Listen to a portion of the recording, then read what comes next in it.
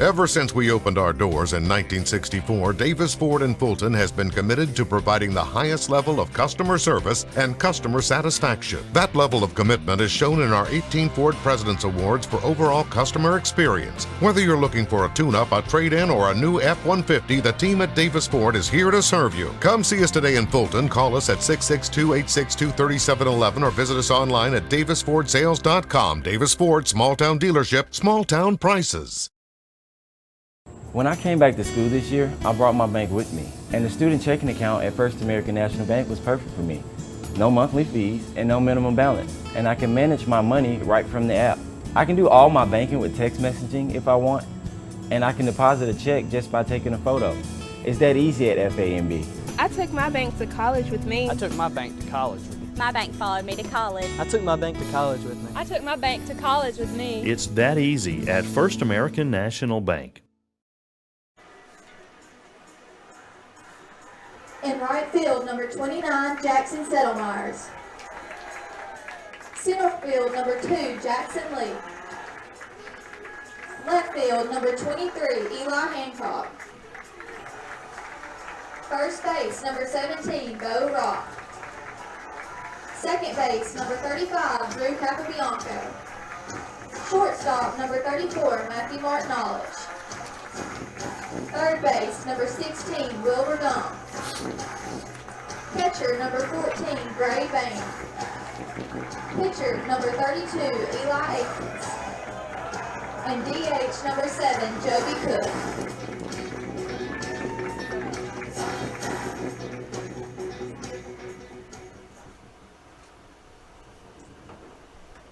Please rise for the national anthem.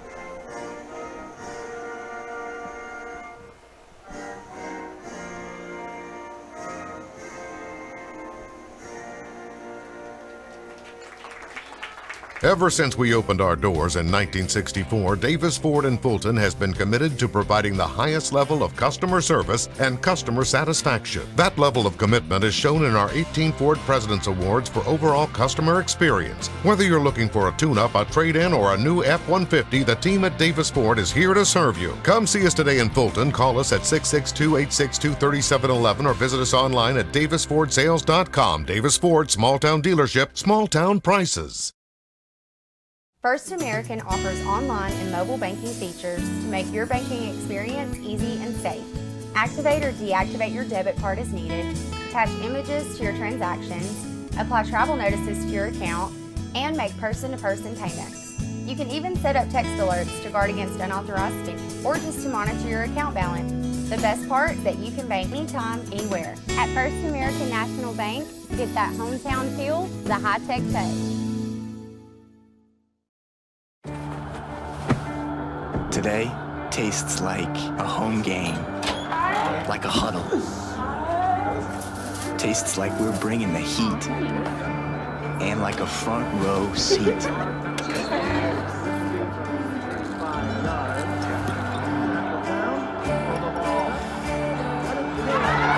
Today tastes like we're a team, and it never tasted this good.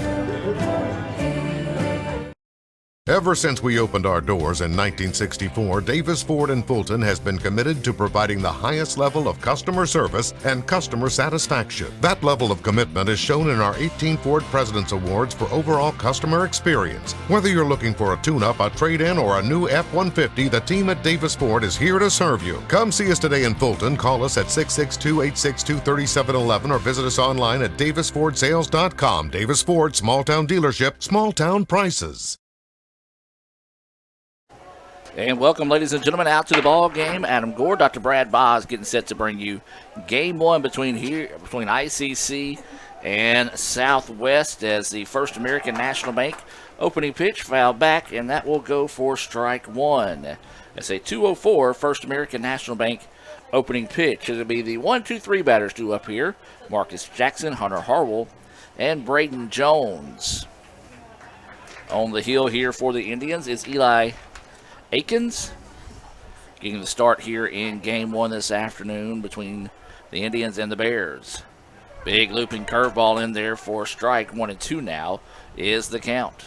Yeah, good breaking pitch there, Adam. Got Eli Akins, as you mentioned, on the hill. He's a freshman right-hander out of Ripley, played high school ball at Walnut. Another good breaking pitch there, low. They're going to try to check him. I say he didn't go. Eli's got 6 appearances on the year for the Indians, 0 wins, 1 loss, 13 in the third innings pitched, 13 hits given up, 7 runs, 4 base on balls, 14 Ks with a 4.73 ERA. 2-2 pitch, going to be a ground ball to the first baseman. Easily scoops that one up and will step on the bag for the out. That was Bo Rock getting the first out of the contest. Yeah, a little chopper down the right side down there. Bo easily was able to field that one and take it unassisted there and get the out. So good start there for the Indians. Get the first out of the inning here, get the leadoff batter out, and brings up, as you mentioned, or you will here, Hunter Harrell. Yep, Hunter Harrell, the shortstop, coming to the plate here for the Bears. We'll dig in, looks at that first pitch. It's in there for a strike. Yeah, good job by Akins so far, throwing strikes here, trying to get ahead in the count, and that's what you want here. Of course, less pitches, the better here in the first inning. Breaking pitch hangs up just a little bit too high. 1-1 now is the count here on Harrell.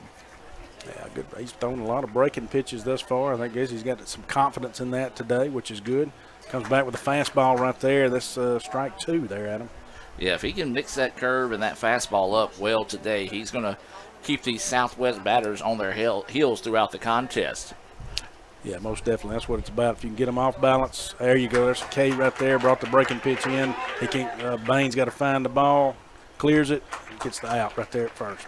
Yeah, one of those that was a little too close for comfort that time as he was able to throw that one down, but it will result in the first Renaissance Bank strikeout of the day, 2-3 on the putout for out number 2. And now this will bring up the third baseman, Braden Jones. We'll remind you, we'll bring you the Tupelo Coca-Cola Bottling Works starting lineups in the exchange of the innings. So Jones will dig in to try to spark the bats here with 2 outs in the top of the first inning.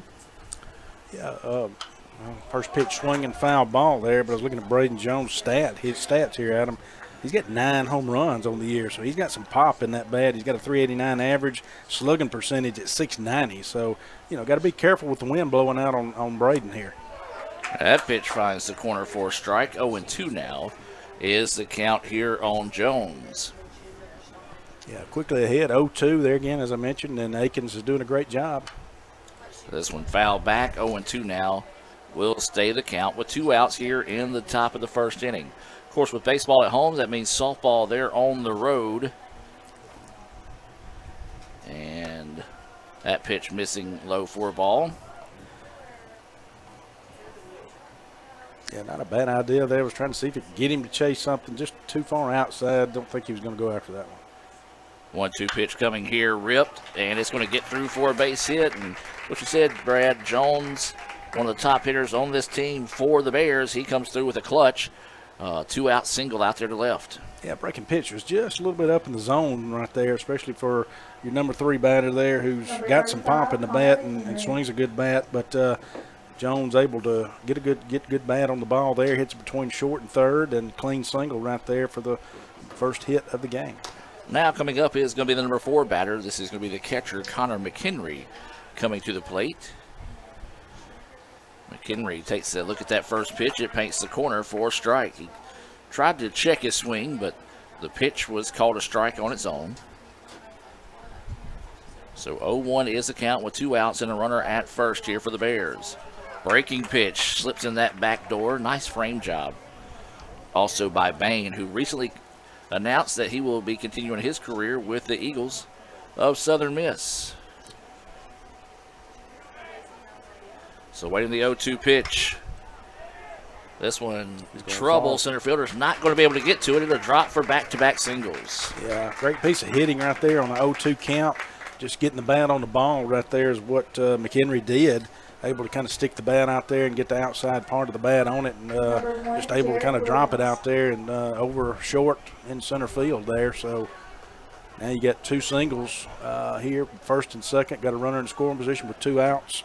So Southwest got a little something brewing right here in the first inning. This is Jared Williams coming to the plate now. He's playing center field, batting in that 5th spot. 2 outs and runners on first and second. Indians looking for the exit here. Fastball foul back for strike 1. Yeah, again, I like what Akins is doing here. He's still throwing strikes and coming out. He knows he's giving up 2 singles right there. There's nothing you can do about that. Those are good, clean hits. Still coming back out and battling back and throwing strikes. That one drifts a little high and inside for a ball. 1-1 now is the count. This is Williams at the plate, playing in center field here in game 1 for the Bears. Awaiting the 1-1 offering here from Akins. That one just slips off the table too soon, 2-1. Yeah, it had to be a little low, in my opinion, I guess, where it fell down as far as that breaking pitch just dropped out a little too soon there. But good idea there on the outside part of the plate. Good eye there on the part there of Williams, though. So 2-1 now is the count. That pitch drifts high. 3-1 now is the count as Williams, imagine he'll probably be taking on this one. See if he can't draw that walk and load the bases here with 2 outs. So right now, you want to attack that strike zone if you're Akins. 3-1 is the count. 2 outs, runners on first and second here in the top of the first for the Bears. And lost him. Like a curveball that just wouldn't curve for him that time. Yeah, you mentioned it, and of course, I'm like you, I figured he was taken anyway, but again, now you've got yourself in a slight jam here with 2 outs. Let's not back up here and go in reverse. Akins has been doing a great job here of staying ahead in the count, getting strikes. You can't help those 2 clean singles. So now you put somebody on base, and now you got a full load out there with the bases loaded. So got to battle back. And a nice job slinging that first one across for a strike, as this is Tyler Otts, the right fielder, coming to the plate here for the Bears. Otts, a RBI opportunity here if he can find a way to get a 2-out hit. And he pops this one up. Right fielder's going to go over, looking into the sun, and will find it for out number 3. Big time out there to get the Indians out of that bases loaded jam. We'll keep it here and take a look at today's Tupelo Coca-Cola Bottling Works starting lineups. We've already introduced you to the first 6 batters of the contest here for the Bears. Let's recap those. In left field, Marcus Jackson. Shortstop is Hunter Harrell. The third baseman is Braden Jones. You've got Connor McHenry, who is catching. He's batting in that 4 spot. Jared Williams, he's playing in center field. Tyler Otts is your right fielder. 7, 8, and 9 will be Colson Thompson. He is the DH. Brett Boutwell is the first baseman, and Christian Kale will be the second baseman. Pitching for the Bears today is Justin Thomas. For ICC, well, they're going to mix things up a little bit. We usually say the usual suspects. Well, that is going to be the case 1 through 5. You've got Drew Capobianco playing second base, leading things off. Matthew Martin-Lalich will be your shortstop. Will Verdon will be at third base. Jackson Lee, your center fielder. And Bo Rock is your first baseman. Jackson Settlemeyer in right field. He's sliding up a spot in that lineup. Gray Bain catching, batting 7th. Eli Hancock out in left field, and Joby Cook getting his first start of the season at DH, batting in that 9 spot. We've already talked to you about Akins, the starter there for the Indians on the hill. Let's take a look at some stats here on Justin Thomas for the Bears, as we'll give you a quick scoreboard update. It's 3-0 ICC in softball. That's after 4 complete.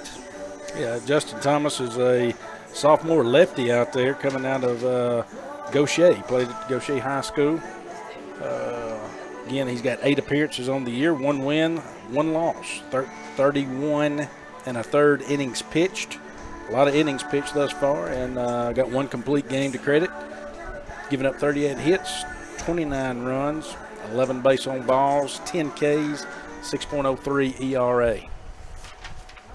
So that is your stats there, being brought to you by Samstown Market right there in Manatee. And, you know, that's the only bad thing about baseball and softball season, Brad, is they mess up our weekends. We can't go visit our good buddy Sam to be able to fire up the grills long term over the weekend, but not going to be the case next weekend, buddy. That's exactly right. That's going to be a great time, great opportunity as Drew Capobianco takes ball 1 to get out there and get to Sam's and get some good meat, throw it on the grill, and have a long, good Easter weekend. So this is Drew Capobianco at the plate, takes that first pitch for a ball. Second pitch follows suit as well, a little high and inside. Yeah, good eye there by Drew. That's what your true leadoff batter needs to be doing. Want to try to get him on base if we can, lead this inning off. Turns on that one. Popped up, left fielder's going back and still going back, dancing around, and finally zigzags his way to a putout out there in left field.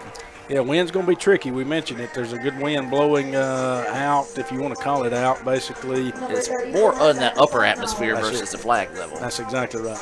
You can kind of see those pine trees wiggling out there. And, of course, we talk about the wind. Man, it's the 2nd week in a row we've had just horrible weather come through this area. Of course, our thoughts and prayers are with those that are still recovering in the Monroe County areas. There's a ground ball that's going to get through there for Matthew Martinolich.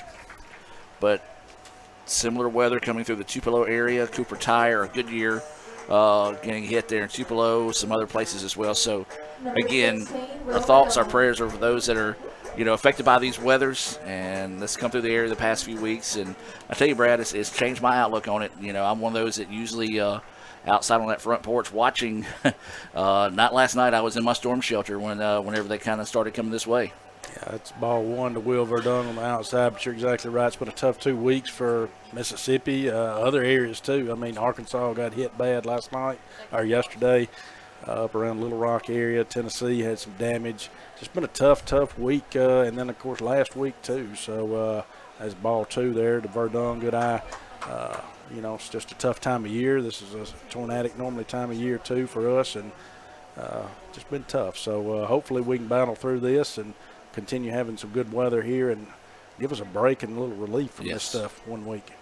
So 2-0 is the count here to Will Verdun. They're going to try the pickoff move over at first. Brad, do you think Will see another fastball this season after hitting those 3 straight home runs, including the walk-off against Pearl River in Game 1? And what a game he had last week against Pearl River. I mean, that's still fantastic, back-to-back home run. So I'm sure, as you saw, he took something off that, called a strike right there. Will, they've done their homework on Will, I guarantee you, and they've talked to Thomas about how to pitch to him. Now, you know, if Thomas is hitting his spots right now, he is. I'm sure they're not going to give Will anything to tee off on. Well, I just lied. And it looks like you did if it stays fair, and it does. I just lied. He made me a liar last week, makes you a liar this week, as that is another home run for Will Verdun. You talk about seeing the baseball. They're basically just throwing beach balls up at Will Verdun right now. Well, I don't know if you noticed, Adam, but Thomas dropped down sidearm on that pitch, too. He's not throwing sidearm all the time, so he's got different arm angles, but he dropped down sidearm right there. That ball was just up in his eyes, in a sense. And, of course, you know, when you're up there at the bat and the ball looks like a beach ball coming up there at you and you're swinging a hot bat like there, it's tough. And, you know, he keeps swinging a hot bat like this, you're going to look at teams really trying to throw around him and possibly looking at a walk. You know, Southern Miss fans are loving his bat right now. He'll also be taking his game to Hattiesburg after he completes his career here at ICC, as this is now Jackson Lee at the plate. Takes that first pitch for a ball and delivers this one right back up the middle for a base hit. Yeah, you mentioned a shake-up in the batting lineup. We're normally not seeing Jackson here in the cleanup position. So Jackson doing a good job coming out here. Southwest sending someone down to the bullpen already. And Jackson got a clean single here, got 1 out. And now with 1 out in the inning and a runner at first, this is going to be Bo Rock coming to the plate. We got lefty versus lefty situation here. Rock looks at that pitch to the knees for a strike. Yeah, and kind of had a little movement on it right there that kind of moved back in on Bo. So he took that first pitch. Not a bad take right there on Bo's end. So 0-1 is the count. Runner goes. The throw is not going to be in time, and that'll be a stolen base there for Lee. Yeah, that's a great job, great jump over there by Lee, especially when you're looking at a left-handed pitcher there. You know, you kind of got to read their motions and their movement and how they're going to pick their leg up and all that. And he obviously got a good read on that pretty quick. So good job there by Lee. So 1-1 is the count now here on Bo Rock. Swings on this one, lifts it out to the gap in right, and it's going to score a run here. And Bo will hold up for a single, and the Indians go up 3-0.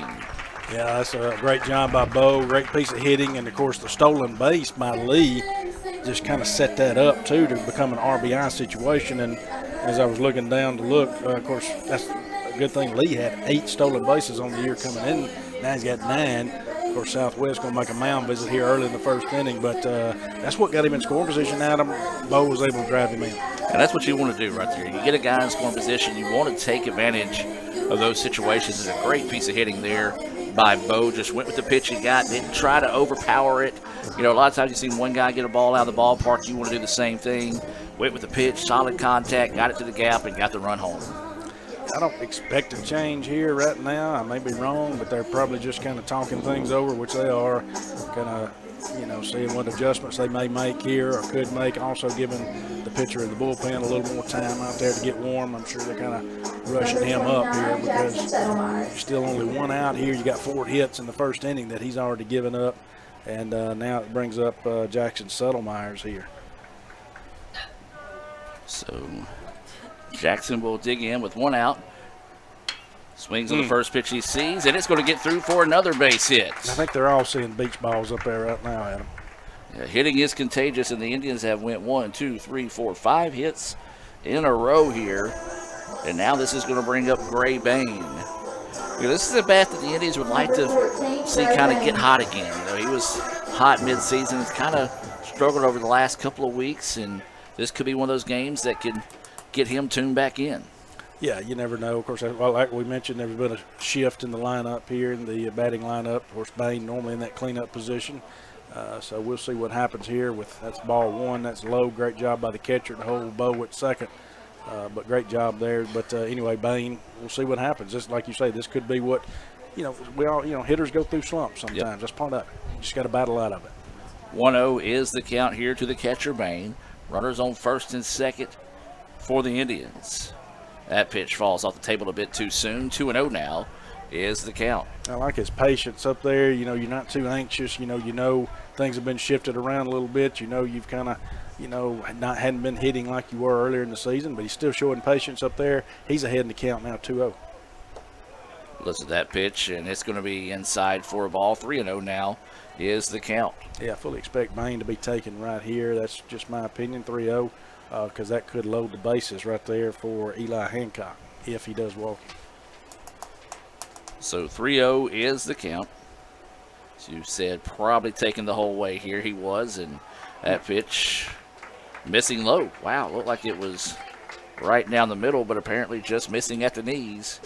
And that will load the bases here now for Eli Hancock.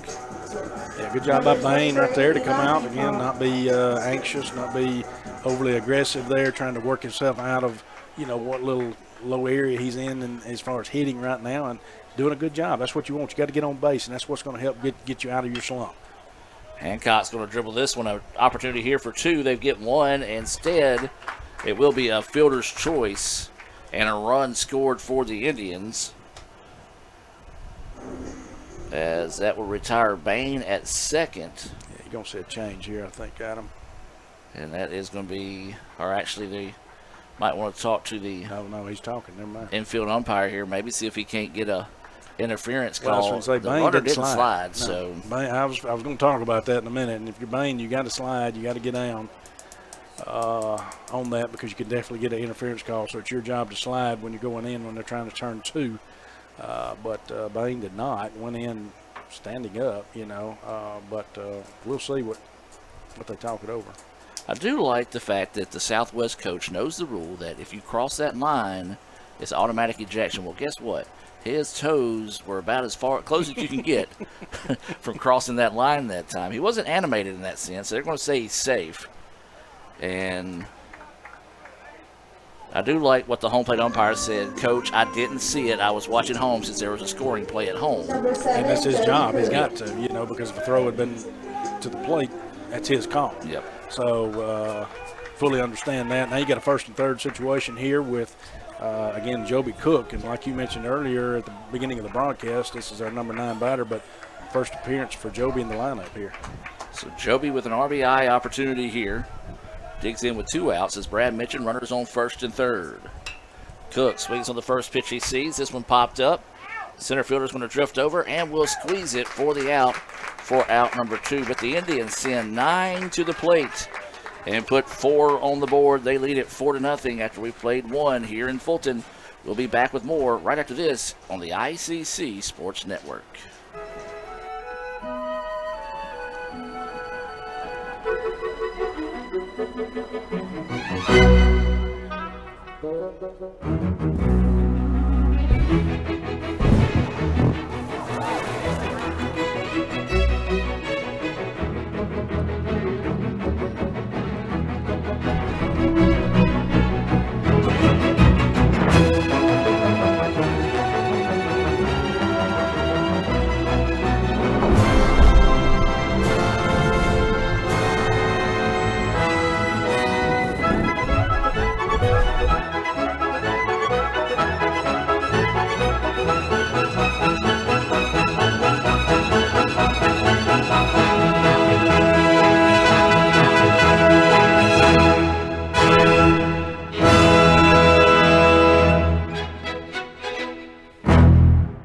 Everyone has a unique story to tell. Maybe your story has you performing your new song in front of a crowd, getting to play your favorite sport, or enjoying a horseback ride in the country. At Orthopedic Institute of North Mississippi, our group of skilled surgeons understand your need to continue your story. That is why we are the preferred choice for orthopedic care. Thank you for choosing us. Our story is you. Orthopedic Institute of North Mississippi.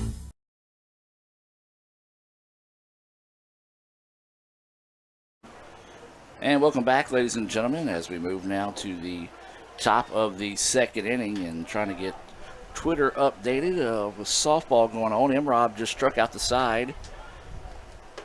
And it's still 3-0 ICC in softball as that pitch across for a strike. That's in game 1 there at Southwest, as this is Thompson, Batwell, and Kell scheduled up here for the Bears here in the top of the second.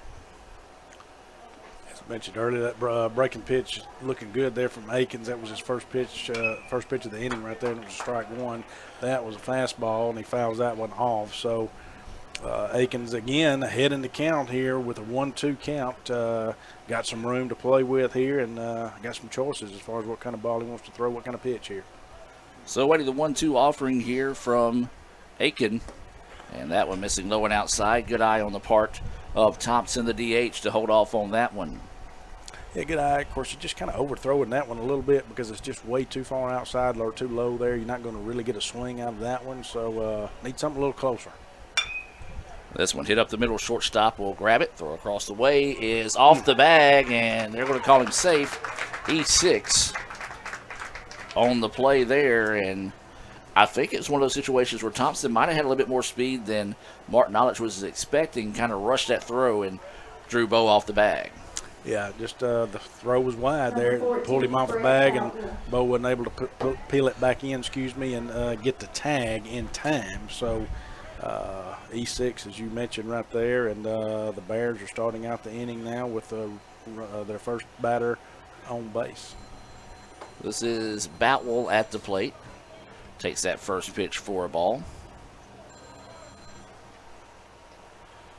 1-0 is the count here to the first baseman, getting his first appearance of the game here. Does have a runner at first That curveball, man, that thing is nasty today. Yeah, he's working that. Now, his breaking pitch is on. As long as he doesn't hang that thing up in there, he did one right there, and that was the pitch that Braden Jones got good bat on right there. But if he keeps that thing low like that and in the zone like that one is right there, he's going to be nasty all day. So that was a kind of a little slider right there coming in, caught the back door part of the plate there. 1-2 now is the count here. Boutwell fouls this one off and out of play, and we'll sit there at 1-2. Yeah, again, Aiken's ahead of count. You know, I've been saying that a lot during the game. The only guy I can think of he wasn't was Jared Williams. So he's ahead in the count, working ahead. I like that. You know, that's all you can do if you're out there pitching. This could be a good double play. There's one, and there's two.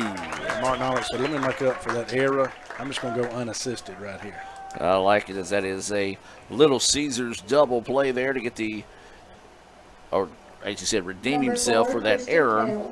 And now there's 2 outs in the inning, and this will bring the number 9 batter, Kell, to the plate here for Southwest. We do want to welcome those that are watching in favor of the Indians this afternoon and say a special hello to those that are watching in favor of the Bears. My good buddy Michael Gunnell has checked in watching down at Southwest. We appreciate him and the rest of the sports information and public relations crew down there at Southwest for all the help they give us, as this ball is popped straight up in the air. Catcher going back and what a play. Makes the play. Wow. That's Verdon's ball if he can get there, and they were both just kind of battling that there, but Gray Bain did a great job right there, what you're taught, and made a good catch right there as far as that pop foul.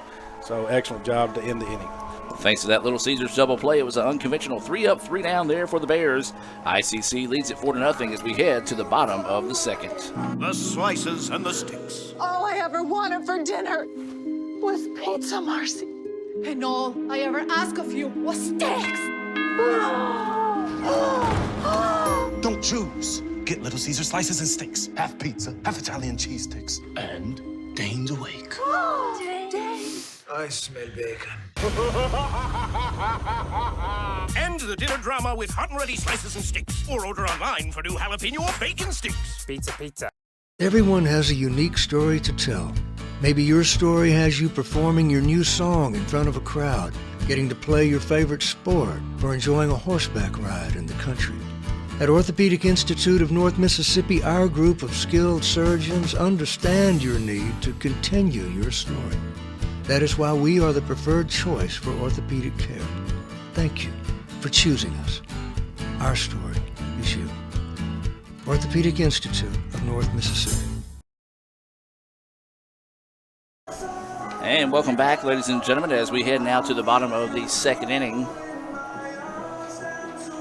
For ICC to be the 1-2-3 batters due up.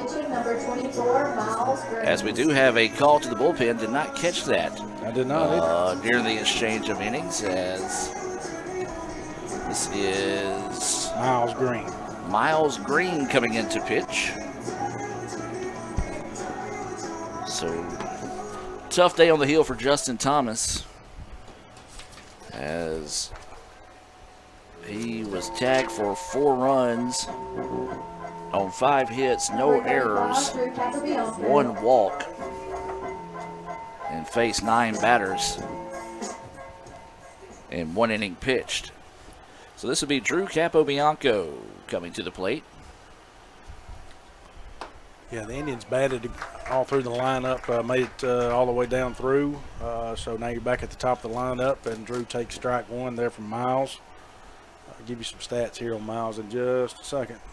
0-1 pitch, and that one paints the corner. 0-2 now is the count. Yeah, Miles is a freshman right-hander out of Hattiesburg, played his ball at Forest County AHS. Miles, let me get after this pitch. I'll give you a little more here. Ooh, good pitch. Ooh, as the Nice catcher pitch. held on to it for a while there, McHenry, wondering where that one missed. 8 appearances on the year, 1 win, 2 losses. Does have 2 saves to his credit. Does have 12 innings pitched. Drew does a good job of inside out. He did a great job. That was in on his hands and just muscled that pitch over the shortstop's head out there to get a clean single. So we do come back out with Drew getting the leadoff batter, or leadoff hitter getting on base. Finishing out Miles here. You got 12 hits given up on the year, 8 runs. He does have 9 base on balls, 14 Ks to his credit, 5.25 ERA. So now this will bring Matthew Martin-Knowledge to the plate, who singled and scored a run in his first at bat of the game. Listen to that pitch outside for a ball. That was part of a 4-run inning that was highlighted by a 2-run home run by Will Verdong, who is on deck for the Indians. Yeah, Martin-Knowledge still swinging a hot bat as well. He got a 4.36 average coming into today, and that's not including his single that he had in the first inning. So got a 4.36 average and a 6.24 slugging percentage as they check Drew over at first. We do have some speed over there, as you know, with Drew. So and Matthew's got 22 RBIs on the season, 12 base on balls. So Marty will dig in here, waiting this 1-0 pitch. Runner at first with no outs, and that pitch slips right in the zone across the letters. 1-1 now is the count. Yeah, Miles doing a good job coming out here, Green, for Southwest, throwing strikes. He's been all around the strike zone thus far. It was just a good piece of hitting what Drew did back there. He had 2 strikes on him, and again, as he checks him over at first, Drew kind of came inside on the inside part of the bat, and Drew able to muscle it out there. So, kudos to Miles as well for coming in this situation and throwing strikes. So 1-1 now is the count here on Martin-Knowledge. No outs with the runner at first. Curveball hangs up, and Marty ducks out of the way of that one. Got to give a quick shout out to the Matthew Martin-Knowledge fan club down in Bay St. Louis, and his Uncle Johnny, who was last time listening to the game while working in the garden, and might be doing the same here because Matthew had a hot game last time he tuned in. Most definitely. So 2-2 now is the count. Yeah, Martin-Knowledge just got a piece of that one. Fouled back into the netting there, behind home plate. So got 2 strikes on him. Got to guard the plate. Indians here in a good opportunity with Drew at first, no outs. And the half-hearted soft toss over to first kind of looked like my fastball floating over there. 2-2 now is the count. Matthew had a home run in that Pearl River win as well. He did. So he is awaiting the 2-2 offering here as the wind's starting to pick up again. And another throw over to first. Boy, I tell you what, Capobianco has done about 15 push-ups as many times they've tossed over right now. Yeah, to keep an eye on him, Drew does have 6 stolen bases on the year, not the team lead because Jackson Lee's got 8. But Drew's got speed, and he does have some wheels over there. Martin-Knowledge rips this one, and it's caught. Got to get back. And does he get back? And they're going to say he was off the bag, but what a play over at third base. If you're Marty, all you can do is just tip your cap and say, good job. And that's Braden Jones down there for Southwest doing a heck of a job there. Mentioned he's got a hot bat that he swings, but good defensive effort down there on the double play, getting the out because Marty scorched that ball down to third, but Jones did an excellent job fielding, almost got the double play out of it, Adam. And now this will be Will Verdong digging in with 1 out and a runner at first. That pitch missing low and outside for a ball. He got Verdong up right here, another RBI opportunity. And I know, again, Southwest, of course, it's the first time he's seen Miles, so first time Miles has seen Will. So we'll see kind of how this battle goes here and what kind of pitches they call or if they try to pitch around Will. That pitch, clips the corner of the plate there, a breaking pitch. Wind is blowing basically from foul pole to foul pole, left to right, where he likes to hit those home runs in left field, so he'll be hitting into the wind if he is able to get one out of the ballpark where he traditionally does. He has gone a couple of oppo opportunities. 1-1 now is the count. 1 out and a runner at first. That pitch missing low for a ball. 2-1 now is the count. Yeah, not being overly aggressive. Again, being patient while you're at the plate. When you're seeing the ball, like Will is seeing the ball right now, like Verdong is, be patient. And that's what he's doing. He's waiting on his pitch because if he sees his pitch, he's probably going to get good bat on him. And they're going to zip it over to first. And Capobianco back in time. What do you think about it? You slide in, you do a push-up to get up, you get slapped in the ribs by a glove. Do that about 5 or 6 times, and if it's Gore, he ain't happy. And this one hit deep. Are you kidding me? I'm not. Gone. That one is gone. Another one, this time into the wind by Will Verdong. Back-to-back jacks. And ladies and gentlemen, stop throwing the baseball to Will Verdong and let him hit it. It's fixing to get to that point, I promise you. Southwest, 2 pitchers now, 2 home runs for Verdong. I'm just saying, they're gonna end up pitching around him because you'd rather put him on base than you would see him get 2 RBIs on you right quick or get 2 runs on the board. He got 2 RBIs. We could put 2 runs on. So that's his second 2-run home run of the game.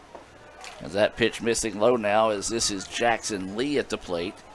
Will has accounted for 4 of the 6 runs for the Indians so far here in 2 innings. Yeah, that brings Will's, that's hit to short right there. Jackson Lee does have speed, not able to beat it out, so great job by their shortstop to get out number 2. That's going to be Will's 10th home run on the year right there. Here's the crazy thing. That is the 5th in the last, 3 games? That's right. Well, let's see. 3. This will be the 3rd. That's right. That's exactly right. No. He played 2. Played 2 at Northeast. Yeah, at Northeast. So, heck, 5th in the last 5. Yeah, there you go. He had 3 in one game and now 2 in this one. That pitch just a little bit outside as this is Bo Rock coming to the plate, who had an RBI single in his last appearance. 1-0 is the count. That one missing outside. Bo does what Bo does. It's a very patient, steady at bat. He doesn't really get out of his rhythm. He doesn't rush. He doesn't chase bad pitches too often. He finds a way to get on. That pitch clips the rubber there for a strike. 2-1 now is the count. Yeah, it's just a good breaking pitch right there. Backdoor curveball or slider, whatever you want to call it, coming in right there. Bo took it, wasn't his pitch. That one was. Yep, and a little bit behind on that one. That time he was at the count now at 2-2. Green trying to find the exit here. The Indians have put 2 more on the board after a 2-run home run by Verdong, his 2nd of the game. Bo Rock trying to keep this inning alive here. Count is 2-2. Instead chases a fastball, and that will be out number 3. Indians lead at 6-0 after 2 complete. We'll take a break and be back with more right after this. Kirk Herbstreit is a man of many talents. Not only an athlete and a sportscaster, but also an expert cartographer, an amateur alchemist, a surprisingly gifted poet. What rhymes with encroachment? But his true talent lies in the art of banking. With Renaissance Bank's great products, rewards, and easy-to-use online tools, every transaction is a masterpiece. You might refer to Kirk as a Renaissance man. But I call myself a Renaissance man. Ever since we opened our doors in 1964, Davis Ford in Fulton has been committed to providing the highest level of customer service and customer satisfaction. That level of commitment is shown in our 18 Ford President's Awards for overall customer experience. Whether you're looking for a tune-up, a trade-in, or a new F-150, the team at Davis Ford is here to serve you. Come see us today in Fulton. Call us at 662-862-3711 or visit us online at davisfordsales.com. Davis Ford, small-town dealership, small-town prices. Is the leading cause of severe vision loss in adults over the age of 50. Symptoms are gradual loss to see objects clearly. Objects appear distorted in shape. Dark or empty areas appear in the center of your vision. In a comprehensive eye exam, your optometrist will perform a variety of tests to determine if you have macular degeneration. For questions or concerns, call Cagle Eye Center in Fulton at 862-EYES, providing professional comprehensive eye care to the people of Itawamba County and the surrounding areas. CagleEyeCenter.com. And welcome back, ladies and gentlemen, as we head now to the top of the 3rd. And, Brad, we talked about it in between innings there. If you're Eli, you're loving the fact that you're going into the top of the 3rd with a 6-run cushion here. That's what you want. And, he's been throwing good already today, throwing strikes, and now he's got a 6-0 cushion. He ought to be just as comfortable as he can be out there on the mound right now, knowing he's got that cushion. That first pitch high for a ball. Back to the top of the lineup here for the Bears is going to be Marcus Jackson, who grounded out to first in his only appearance so far in the contest. pitch. Swings on this one. This one could be trouble. Right fielder going back. Warning track and can't make the play as it's over his head. And he will have a triple. And that was one of those, it looked like he may have just lost it in the sun that time, Brad, as he was. Sun and wind. Yeah, sun and wind. And then also got on that warning track. He didn't keep running backwards, kind of running at an angle. So as an outfielder, you probably take those steps to familiarize how far you are and just couldn't get it down. So a nice start to the contest there, or start to the inning, I should say, with Jackson's triple. Third hit of the game for the Bears.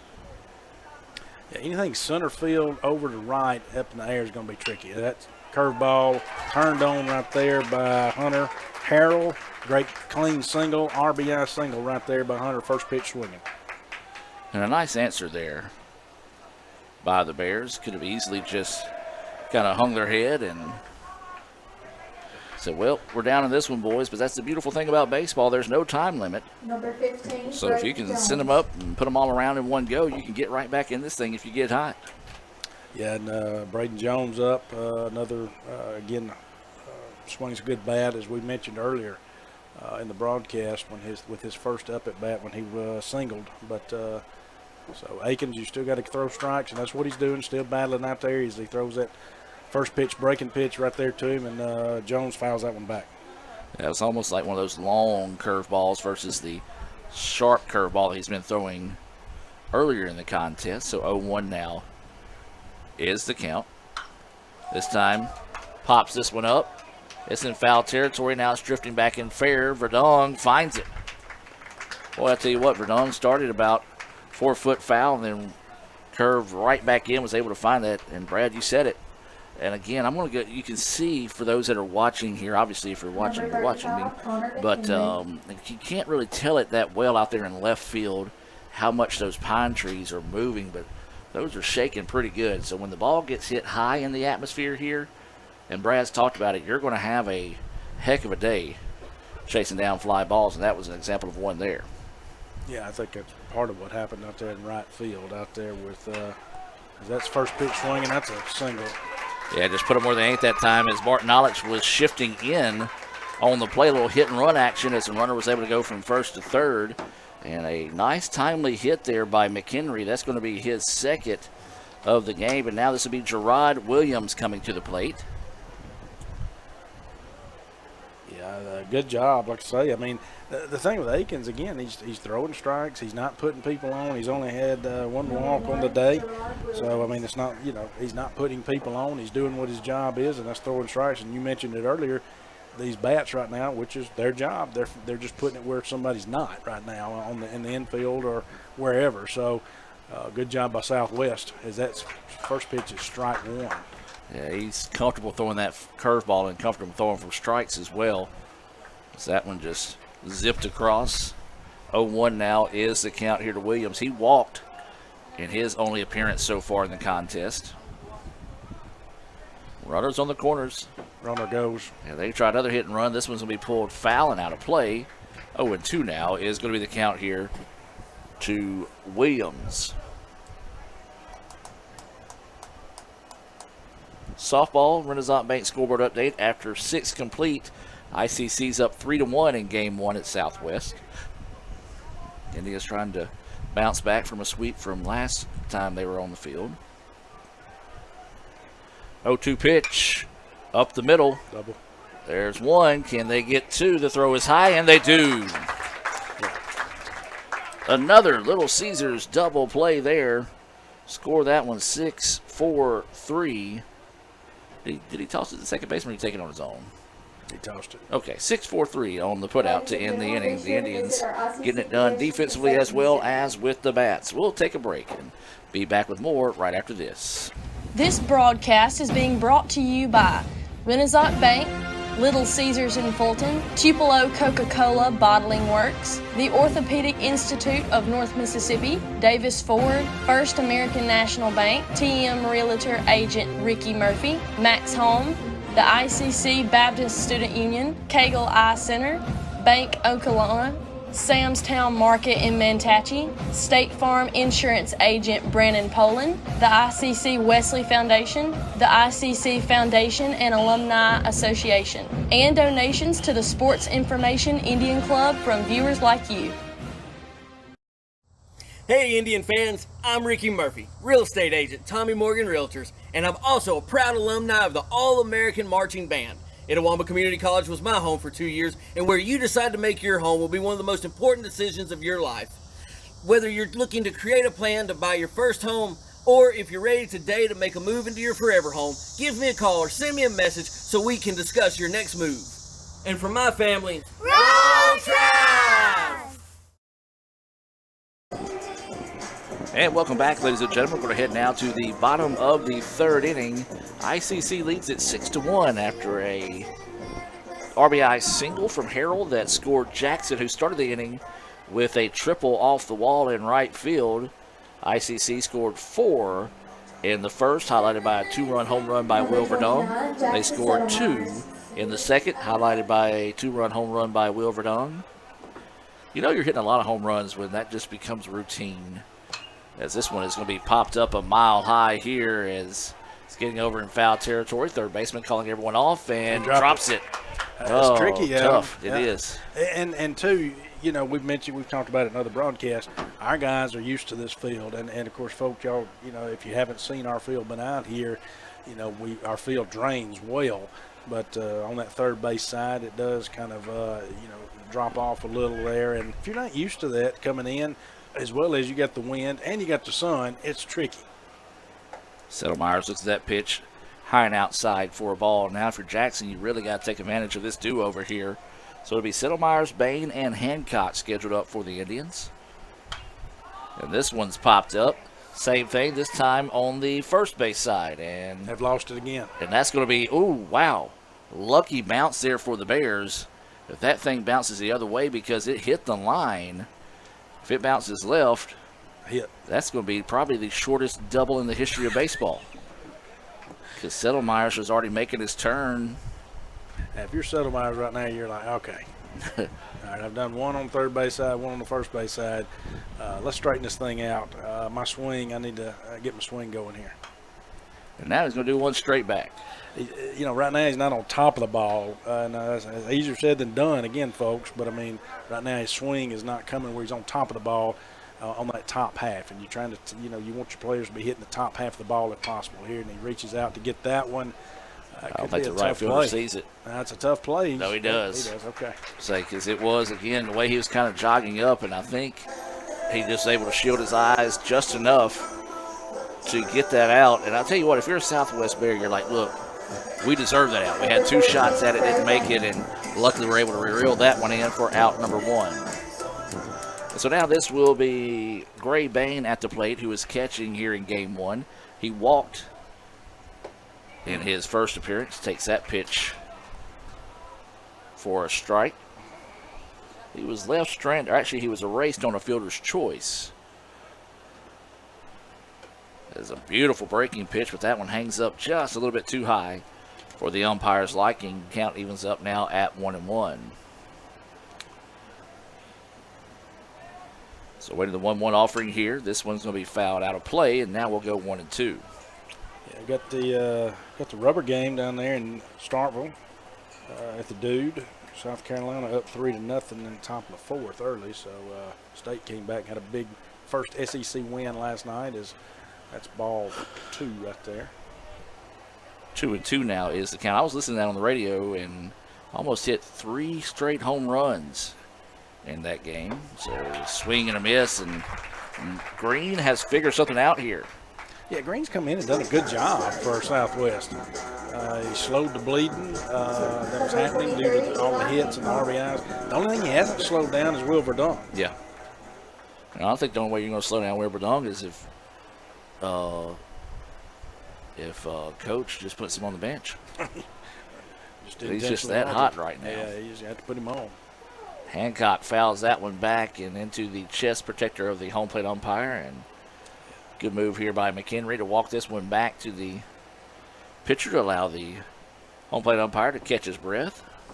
You know, another good thing, I don't know if you tuned into this last night, but women's basketball is phenomenal right now. Yes. And those two games when Iowa, again, taking care of South Carolina, the ladies, the Gamecocks, and moving into the championship. And then you got LSU, second-year head coach here at LSU coming from Baylor and working their way into the finals. That one's chopped foul right there. So excellent. And I'm looking forward to that championship game. Yeah, and the ratings are through the roof this year for women's basketball. And, being a Notre Dame fan, which everybody knows I am, blah, blah, blah, our women's basketball team is vastly superior than our men's basketball team. So I've had the opportunity to kind of be ahead of the curve when it comes to watching women's basketball. That's going to be a hit by pitch for Hancock. And I tell you, it's a good brand of basketball, especially when you got two hot teams like Iowa and LSU that people thought had a chance but didn't really give them a chance to get into the title game. And if you haven't watched Iowa play this year, they're fun to watch. Yeah, you're missing something if you haven't. It's amazing what they do out there on the court. I might need to be careful saying this with some of our Southwest viewers. I'm not a fan of LSU. There's a hard hit ground ball. Shortstop's going to get it, toss it over for the easy out. So the Indians go quietly there as they lead it 6-1 through 3. We'll take a break and be back with more right after this on the ICC Sports Network. Ooh, fumble. Let's give her a Renaissance replay. Make the right call with Renaissance and get cell phone protection with Renaissance Rewards Extra Checking. Sign up today. $5 for my own money? That's a bad call. Let's give him a Renaissance replay. Sign up for Renaissance Rewards Extra Checking with ATM refunds today. Everyone has a unique story to tell. Maybe your story has you performing your new song in front of a crowd, getting to play your favorite sport, or enjoying a horseback ride in the country. At Orthopedic Institute of North Mississippi, our group of skilled surgeons understand your need to continue your story. That is why we are the preferred choice for orthopedic care. Thank you for choosing us. Our story is you. Orthopedic Institute of North Mississippi. Welcome back now as we head to the top of the fourth inning here. ICC leading this one 6-0. The Bears starting to shift a little bit of momentum their way, Brad. Miles has come in and kind of kept the bats quiet. He's only given up 2 hits. He struck out 2. He did hit 1, but he's been a ground ball pitcher so far. His defense has been solid behind him. Yeah, most definitely. He's done a good job of coming in and settling it down. As I mentioned, stopping the bleeding is that's ball 1 there by Akins. Akins still on the hill for the Indians. So settling things down, and it's just now still 6-1 game. Good curveball coming in, just did not catch the outside part of the plate there. So Bears still in this thing here in the top of the fourth. So 2-0 is the count. That fastball in there for a strike. Of course, we're talking about women's basketball. This is a big weekend for wrestling fans such as myself. WrestleMania weekend, night 1 of 2 going on tonight. Is that pitch missing outside? Did you pay-per-view it? Actually, they don't do the pay-per-views anymore. They do it on the Peacock channel, which I subscribe to, obviously. Okay. That just shows my age. And that pitch missing, and that'll be a walk. And so Otts will start us off here with a leadoff walk, and we always talk about it, that leadoff walk usually leads to trouble, so the Indians are going to try to see if they can get around it here. They're heading to the bottom of the 7th in softball. ICC now leading it 5-1. Sarah Kate Thompson scored on an error, and then Julia Shaw with the sacrifice fly to score. Sammy Day Jones gives the Indians that 5-1 lead, 3 outs away from picking up that win in game 1.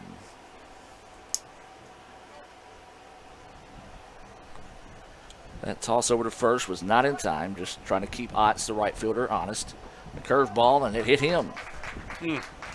Well, that's one of those when you throw a lot of curveballs, you're eventually going to have someone like that just don't turn over. Let the Indians maybe starting to get someone loose in the bullpen here. Yeah, they are. And, You lead off with a base on ball, and then you got a hit by pitch, hit the batter. So that's not the start you want, especially with Miles Green throwing like he is right now, and the Indians' bats have cooled down some. So quickly here, runners at first and second, runner in scoring position as Aiken steps off the back of the rubber, and no outs. And one thing to note is here in game one, it is a 9-inning game, so a lot more innings to play in this one. As they're going to show bunt, lay it down. It's going to be the perfect bunt.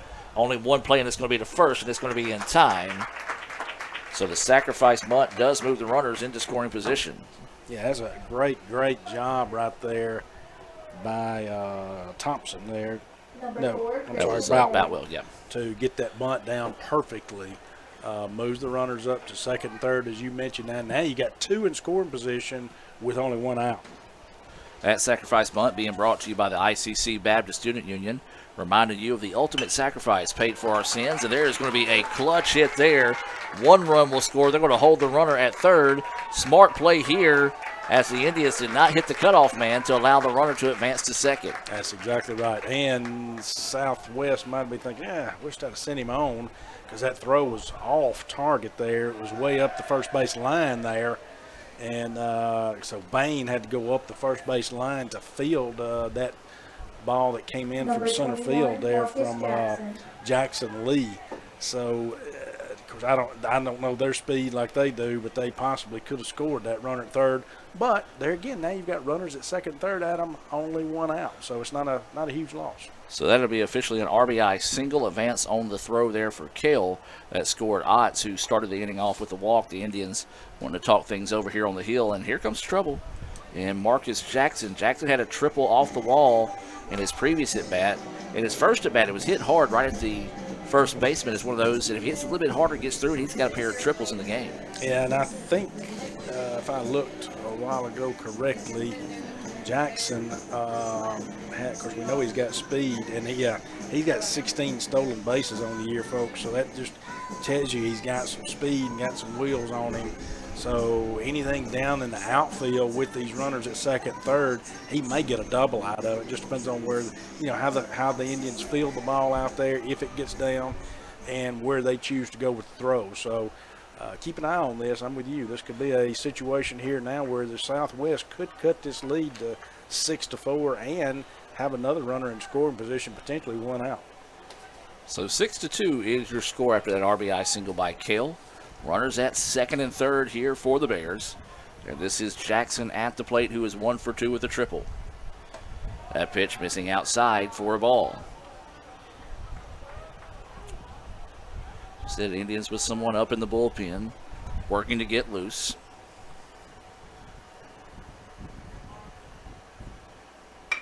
There's going to be a ground ball up the middle, and there's only going to be one play to first, and that will be in time. Boy, how big was that move to second just in? If not, that's a double play to get the Indians out of the inning. Yes, and great job on the part, too, in my opinion, of Thompson, who just took off. He was at third. Once the ball was hit, he took off. He was already up the line, so there was no play at home to even try to get him out. So great job on his end. You do have 2 outs now, but you still have a runner at third. A pitch missing outside for a ball. That's what we say, the little things that matter. You look back on this game, and, if you hit your cutoff guy there, you don't advance the runner to second. It's a wicked curveball. And then you just roll up an easy double play to get out of the inning with minimum damage done. Not saying the Indians still can't get out of this inning, but they would have only got out of the inning with 1 run on the board. This one's going to be a fly ball, right field. Right fielder will squeeze it for the out, but the Bears do answer with 2 more runs on the board here to make it a 6-3 contest. We'll take a break. 1, 2, 3 batters due up for the Indians when we come back in the bottom of the 4th. Back with more right after this. Kirk Herbstreit is a man of many talents. Not only an athlete and a sportscaster, but also a maestro of the clarinet. A famous speed solver. Piece of cake. A noted cheese connoisseur. Limburger. But his true talent lies in the art of banking. With Renaissance Bank's great products, rewards, and easy-to-use online tools, every transaction is a masterpiece. You might refer to Kirk as a Renaissance man. But I call myself a Renaissance man. This broadcast is being brought to you by Renaissance Bank, Little Caesars in Fulton, Tupelo Coca-Cola Bottling Works, the Orthopedic Institute of North Mississippi, Davis Ford, First American National Bank, TM Realtor Agent Ricky Murphy, Max Home, the ICC Baptist Student Union, Cagle Eye Center, Bank Okolona, Sam's Town Market in Mantachie, State Farm Insurance Agent Brandon Poland, the ICC Wesley Foundation, the ICC Foundation and Alumni Association, and donations to the Sports Information Indian Club from viewers like you.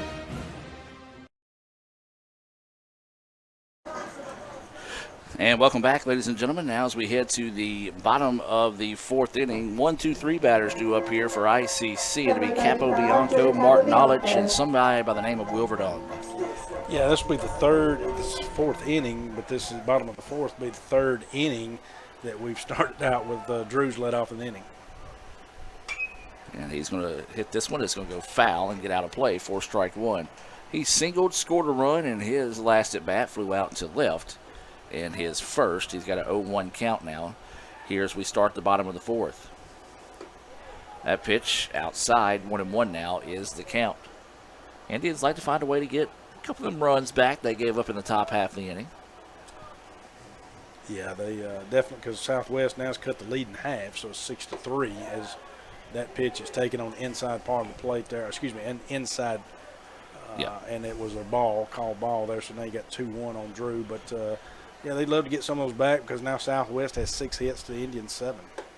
That one right down the middle there is now the count evens up at 2-2. 2 balls, 2 strikes, no outs. Green getting set to deliver. Curve ball, and that one just misses outside. And I think it's one of those that the catcher, if he sets up a little bit more on the inside on that, of course that pitch was set for the outside. If he sets up a little bit more on the inside, he gets the call there. Now the count goes full at 3-2. This one fouled back, and we'll stay at 3 balls and 2 strikes. No outs here as we're starting off the fourth. Yeah, it's a good job by Drew to get a piece of that one. Capobianco to hold on there and still count. It stays at full. Also, Green is throwing more pitches, so he's seeing a lot, and that's up in Green's pitch count. 3-2 pitch on its way, and this one's going to be fouled back, and we'll stay at 3-2. Actually, that one comes off the light pole and right back into play. Yeah, right back to Drew. We do have a final in softball. ICC wins it 5-1 in game 1 down at Southwest. And good job bouncing back there by the Lady Indians and getting a big win right there and hit him. And, yep. So a tough one there as that would have been ball 4, but hits him after all those pitches. It is going to be the second hit batter of the game for Green. Number 34, Matthew Martin. And now this will bring Matthew Martin to the plate. He's 1 for 2 on the day with a single, a run scored, and he was robbed of an extra base hit in his last at bat on a great play over at third base by Braden Jones. If you're Southwest, this is not what you wanted at all. Martin Olick swinging a hot bat, stinging the ball. You've got that's ball 1 right there, high and outside on that fastball. You've got Drew on base. You got Martin Olick up here swinging a hot bat, stinging the ball pretty much every time he hits it, and then Verdun behind him. Yeah, I'm saying it's just one of those situations where you're like, let's just try to get through this part of the lineup with minimum damage done. This ball popped up. It's going to get back out of play. It evens things up at 1-1. Yeah, Drew was on the move on that one, so he was a little hit and run action there to try to get Drew up to second base, and Martin Olish wasn't able to get the good part of the bat on it, just kind of got a little under it and fouled that one back behind us here. So 1-1 count. This is Miles Green, the second pitcher of the day here for the Bears. Allen delivers this one, and this one is going to be, is it going to be deep enough? No, it's going to be off the top part of the wall, and that'll go for a double here for Martin Knowledge. Now, interesting thing here is Martin Knowledge hit a clean double right there. I apologize, folks.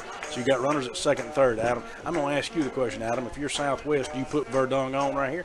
I don't even tell. I look at him while he's warming up during that last at bat and say, put the bat down. We're not pitching to you. We're going to see what happens here. So Verdun goes to the plate. As we mentioned already, two two-run home runs in the ball game today. Now we'll dig in with runners at second and third. And this one is going to go up the middle. Second baseman finds it, will retire him, but it does get the run on the board. Yeah, another RBI right there for Verdun, so that's going to be 5 on the day for him. Indians have 7 on the board, and 5 of them are attributed to Verdun with 5 RBIs. So even when he gets out, he's still productive. Exactly. And so with 1 out now, runner does advance to third. Indians get one of the 2 runs back they gave up in the top half of the inning. This is going to be a pitch low and outside for a ball. As this is Jackson Lee at the plate. He is 1 for 2 on the day with a single, a stolen base, a run scored. He also grounded out 6-3 in his last at bat. Breaking pitch in there for a strike. 1-1 now is the count. Infield's in this situation. Well, if he could hit something hard right up the middle, could help build that batting average here. Yes, that just kind of stuck the bat out there to get a piece of it. That was Verdun's 46th RBI on the year. The next person closest in our lineup who's close to him is 23 RBIs by Bain. So he is doubling up. With that pitch high for a ball. 2-2 now is the count here on Jackson Lee. Lee would like to add a RBI to his total if he can get a hit here. Chases one well outside, and don't go anywhere, Green. It's like Green thought that was the third out of the inning, but instead just the second. It is his third Renaissance Bank strikeout of the day. Renaissance Bank, the bank that understands you. Find out why by visiting RenaissanceBank.com. Yeah, had him reaching. Good pitch by Green. That's all you can say. Good job of pitching. He's done good since he's come in. This is Bo Rock at the plate. Swings to the first pitch he sees. Fouls it back and out of play for strike 1. Yeah, Bo struck out his last time up, but he did single in the first inning. And don't know if that was a misread or what. The catcher was set up well on the left side of the plate. The pitch came back in on the batter that time, and Rock just fouled that one off. 0-2 now is the count. That pitch high. Yeah, if you're Southwest, you don't want Bo to get a hold of one right now with that wind, especially blowing like it is. He got plenty of power, but that could go on the football field if he gets a hold of one. That pitch. I laugh at that because of the frame job. The catcher had to jump to his left to catch it, and then just instinctively just puts it right back in the middle of the plate, and it's what you're taught to do. 2-2 pitch now. 3-2. And that one missing low and outside. 3-2 now is the count. Excellent job up there at the plate by Bo. We've talked about it all season. He's patient. He's worked this count now to full. So 3-2, 2 outs. So Green getting set to deliver the pitch here to Rock. And there's strike 3. Just a slider that slipped in there and found the zone. And a big-time Renaissance Bank strikeout there to end the inning. Indians do get one of the runs back. They lead at 7-3 as we head to the 5th. Back with more right after this. Kirk Herbstreit is a man of many talents. Not only an athlete and a sportscaster, but also a maestro of the clarinet. A famous speed solver. Piece of cake. A noted cheese connoisseur. Limburger. But his true talent lies in the art of banking. With Renaissance Bank's great products, rewards, and easy-to-use online tools, every transaction is a masterpiece. You might refer to Kirk as a Renaissance man. But I call myself a Renaissance man. This broadcast is being brought to you by Renaissance Bank, Little Caesars in Fulton, Tupelo Coca-Cola Bottling Works, the Orthopedic Institute of North Mississippi, Davis Ford, First American National Bank, TM Realtor Agent Ricky Murphy, Max Home, the ICC Baptist Student Union, Cagle Eye Center, Bank Okolona, Sam's Town Market in Mantachie, State Farm Insurance Agent Brandon Poland, the ICC Wesley Foundation, the ICC Foundation and Alumni Association, and donations to the Sports Information Indian Club from viewers like you.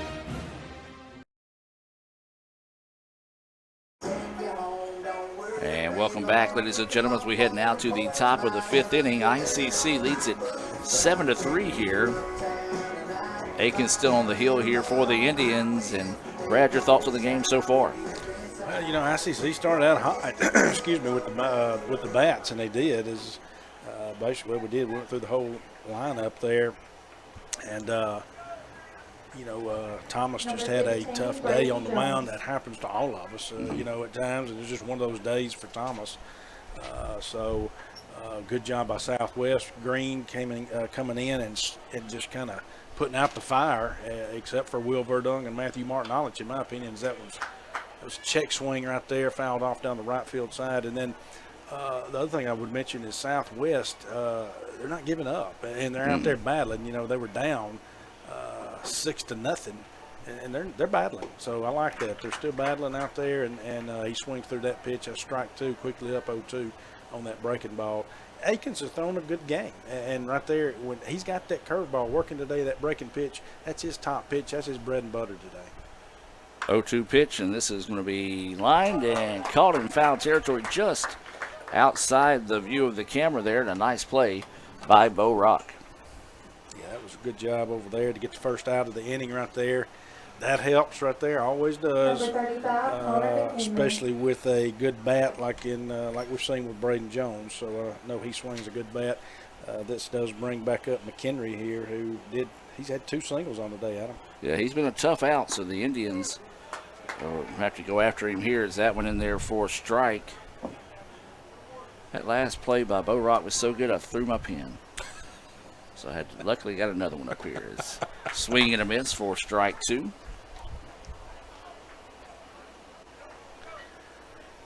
Yeah, quickly ahead 0-2. I've mentioned it all day. The majority of the time, Aikens has worked ahead in the count, and that's what you want as a coach when you're sitting over there coaching. But then he threw that breaking pitch in there, and McHenry's been on it all day. I mean, he's seeing the ball well, talking about Martinovich and Verdung seeing it. Right now, McHenry for Southwest is seeing the ball good too. He grounds that ball clean in between first and second. Clean single right there. 1 out now, and that does bring up Gerard Williams. And that's one thing you got to do. You got to find something, recognize where that curveball is, and go with what he's going to give you in that situation. And exactly what we saw on that previous at bat there. So now, this is, as you mentioned, Williams coming to the plate. He hit into a double play in his last at bat. Takes that pitch high for a ball.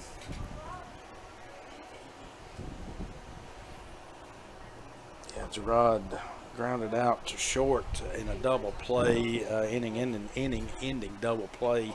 His last at bat, as he takes strike 1 right there, 1-1 count. I don't imagine McHenry is going to be a threat right now to steal, so I don't think Aikens has to pay a lot of attention to him over there because McHenry's staying kind of close to first over there. They do still need to hold him on, and they are with Rock. That pitch is outside right there, ball 2. Yeah. 2-1 now is the count here. Williams is officially 0 for 1 with a walk on the day, as Brad mentioned. 6-4-3 double play to end the 3rd, and the Indians would like for him to repeat that here in the 5th.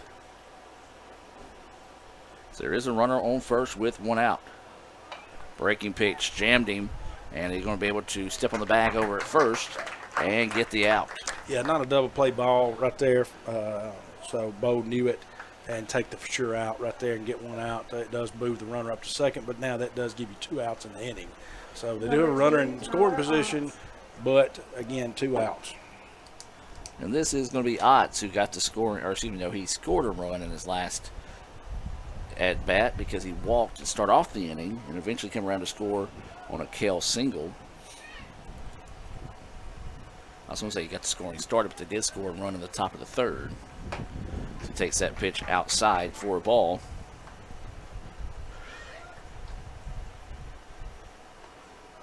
One-0 is the count here to Otts.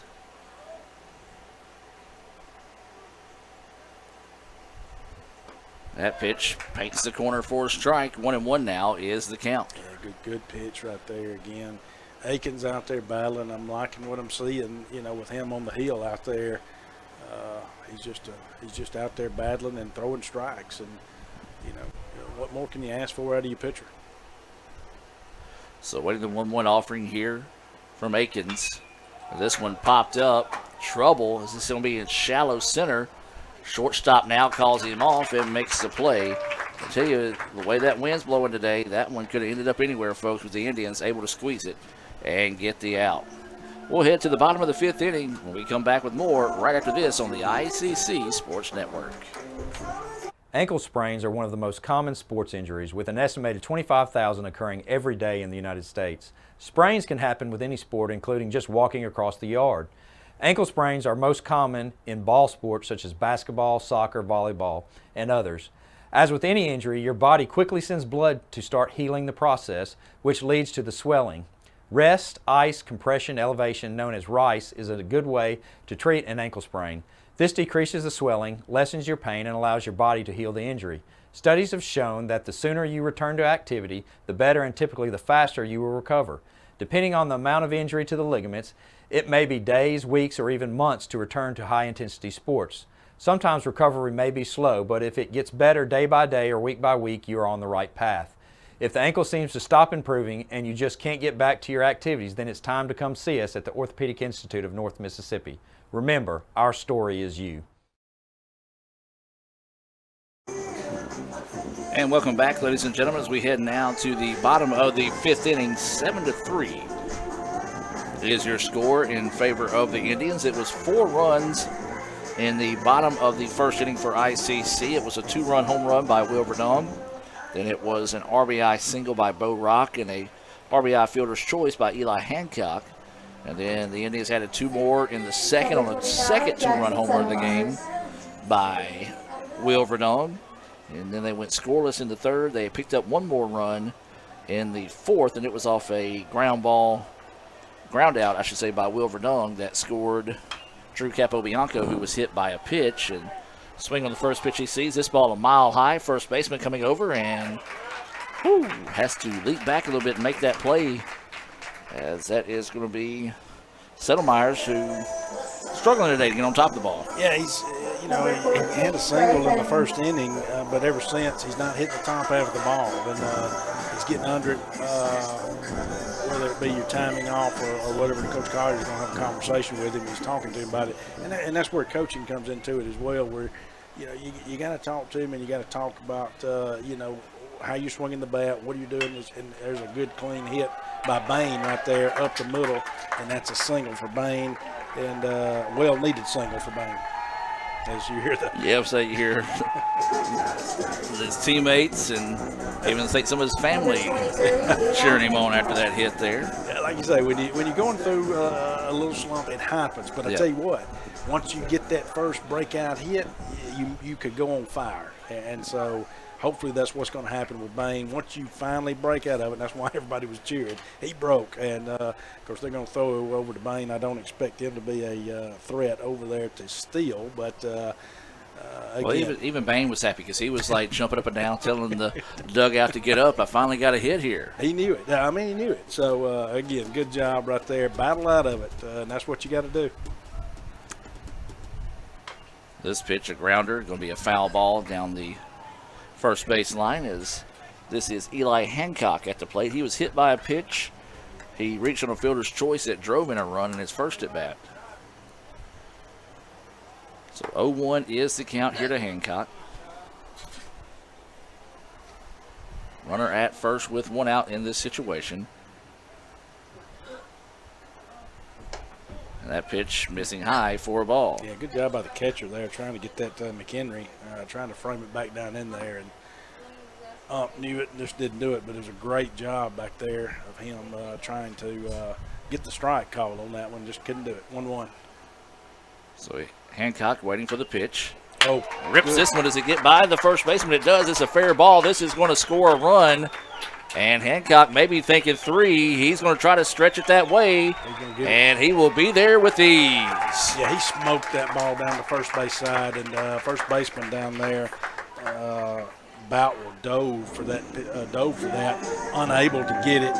And it rolled into the corner down there, right field. Of course, you got Hancock with some speed.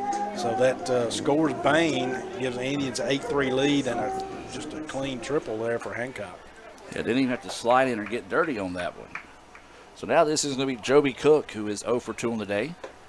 Listen to that first pitch outside for a ball. I saw the guys over here when Bain scored and came back over to the dugout. They were still celebrating with him. So as that one's hit up the middle, that's going to be a single. That's going to be an RBI single there for Cook, and the Indians put another one on the board. And Cook gets his first hit of the game, and that's going to be good for an RBI single. Yeah, Joey last at bat grounded out to short, but it was a hard-hit ball out there. So he's finding a way to put the ball in play, and he got a good hit there and got an RBI out of it. So good job for Joby. The Indians have gotten back to 3 runs they gave up in the 3rd and 4th inning, with a run in the 4th and 2 more so far here in the 5th inning. There is 1 out and a runner at first, and we're back to the top of the lineup here in Drew Capobianco.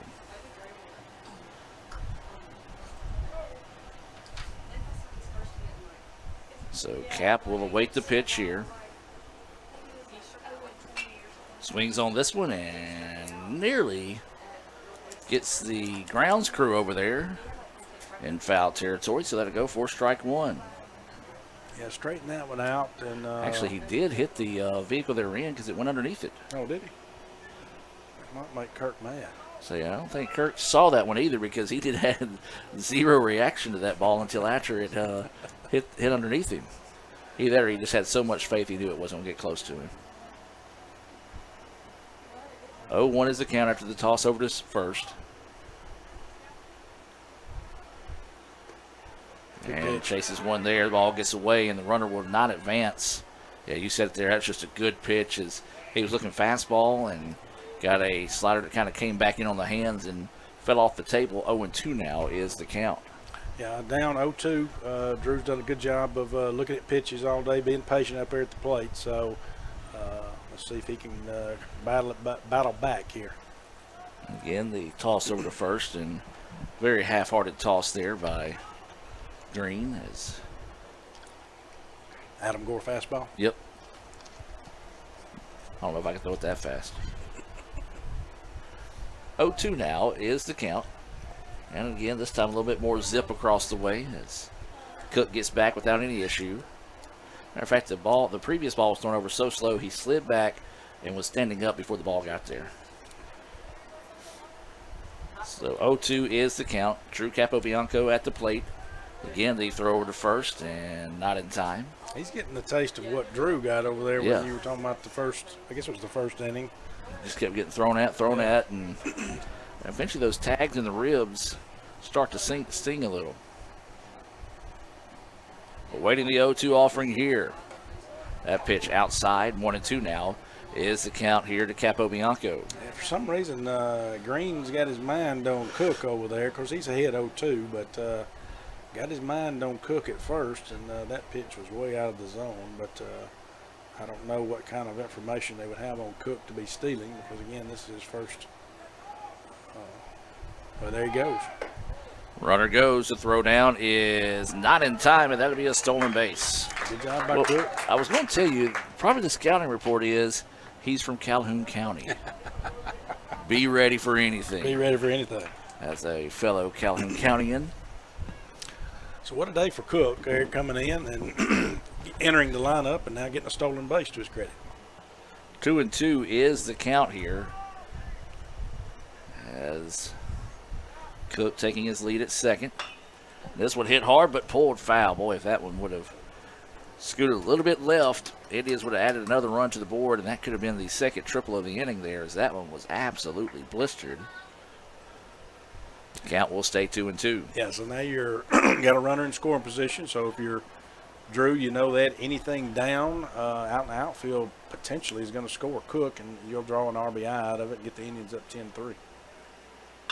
2-2 pitch, and that one is going to be on a rope, and the right fielder was able to come in and make the play, though, as he was just pretty much in the right spot at the right time there.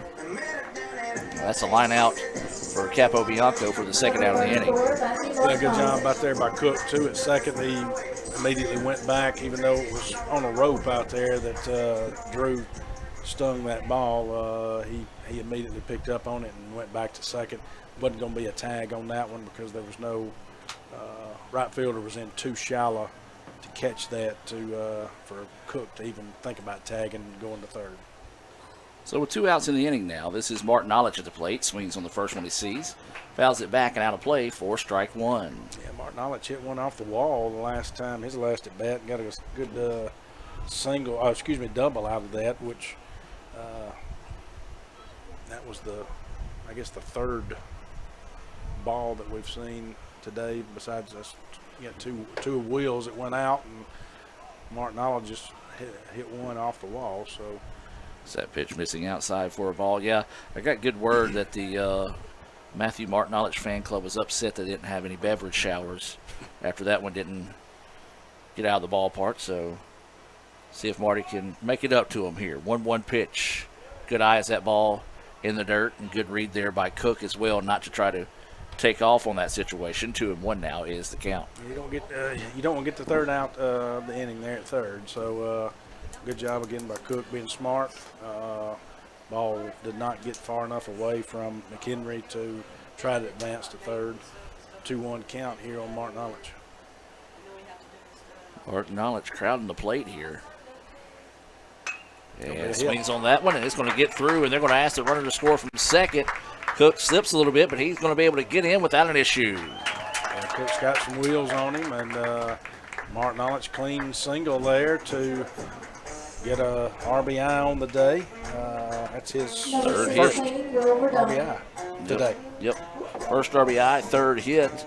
He's 3 of 4 in the afternoon, and we talk about the guys moving on to Southern Miss. Delta State, I'm going to say this, not a slight against Delta State whatsoever. They've got a steal and a shortstop in Matthew Martin Knowledge.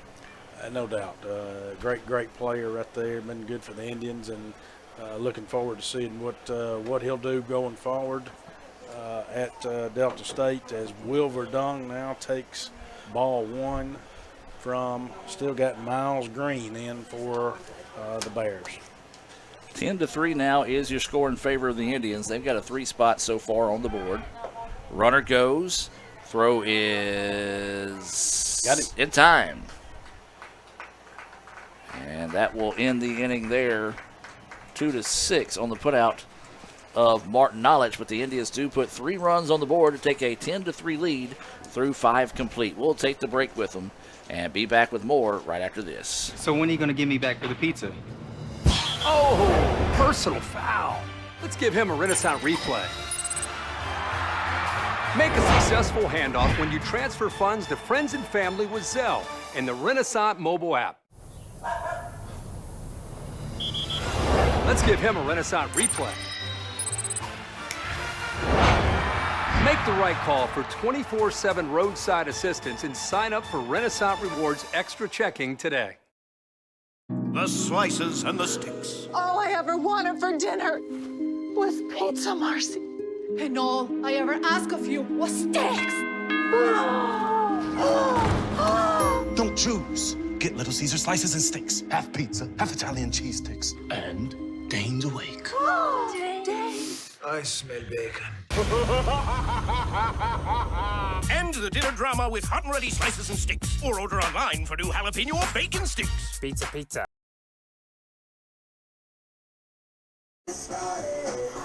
And welcome back, ladies and gentlemen, as we head now to the top of the 6th inning. ICC gets 3 runs on the board there in the bottom half of the 5th to take a 10-3 lead. If you're just now joining us, softball team, they picked up a 5-1 win there in game 1 down at Summit. That is a long trip. It is. Longest trip for us in the league. It's definitely a long trip. You've got Thompson up, swings through that first pitch from Akins, and again, Akins getting ahead in the count. There's a hard hit ball, and it's going to get through for a base hit, and that was Thompson coming through with the hit. So it'll be Thompson who just singled. Boutwell and Kell due up. Jackson will be in the hole now, barring a Little Caesars double play that we've seen a couple times today out of the Indians. Yeah, talking about Summit, it's a long trip, but it's a good trip because when I go, I've got family down there that get to sneak off and see every once in a while. Not far from Louisiana either. No. As that pitch drifts high for a ball. And if I'm thinking right, this year the Region 23 tournament is in Eunice. I think you're thinking right. Oh, man, the few times in my life that I do, and I wish I wasn't. As there's a swing and a miss for a strike.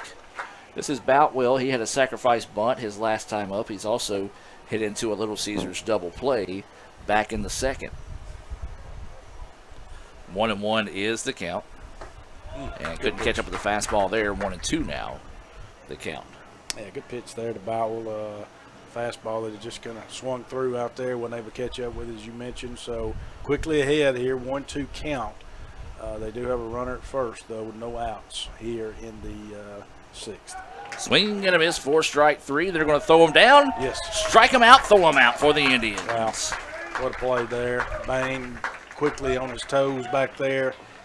Good communication by the Indians out there on the field to notify them that Thompson was going, to notify Bang. So, like you say, that's a good strike them out, throw them out there. Works as another Little Caesars double play. And now with 2 outs in the inning, the number 9 batter, Christian Kale, coming to the plate. He show bunt, pulls it back, and takes it for a strike. Yeah, that'll deflate you pretty quick right there. You know, you had your leadoff batter on in the inning if you're Southwest, and popped up to center. Yep, fly ball center field. Center fielder will camp underneath it. And thanks to that Little Caesars double play, a unconventional 3 up, 3 down. Quick inning there in the top half of the 6th. We'll take a break and be back with more right after this on the ICC Sports Network. The slices and the sticks. All I ever wanted for dinner was pizza, Marcy. And all I ever asked of you was steaks. Don't choose. Get Little Caesar slices and sticks. Half pizza, half Italian cheese sticks. And Dane's awake. Dane. I smell bacon. End the dinner drama with hot and ready slices and sticks. Or order online for new jalapeno or bacon sticks. Pizza. This broadcast is being brought to you by Renaissance Bank, Little Caesars in Fulton, Tupelo Coca-Cola Bottling Works, the Orthopedic Institute of North Mississippi, Davis Ford, First American National Bank, TM Realtor Agent Ricky Murphy, Max Home, the ICC Baptist Student Union, Cagle Eye Center, Bank Okolona, Sam's Town Market in Mantachie, State Farm Insurance Agent Brandon Poland, the ICC Wesley Foundation, the ICC Foundation and Alumni Association, and donations to the Sports Information Indian Club from viewers like you. And welcome back, ladies and gentlemen. We head to the bottom of the 6th inning with ICC leading it 10-3 here over Southwest in Game 1. This game scheduled for 9 innings. Of course, there is a run rule in Game 1, not the case in Game 2, as this only 7 Number innings. 16, Will Verdon. As this will be Will Verdon to start things off here, and that's what you want to see is Verdon at the plate without anybody on base today, as even with the putout, he has been able to push across a run for 5 RBIs in the contest as that pitch across for a strike. He does have a pair of 2-run home runs so far in this game.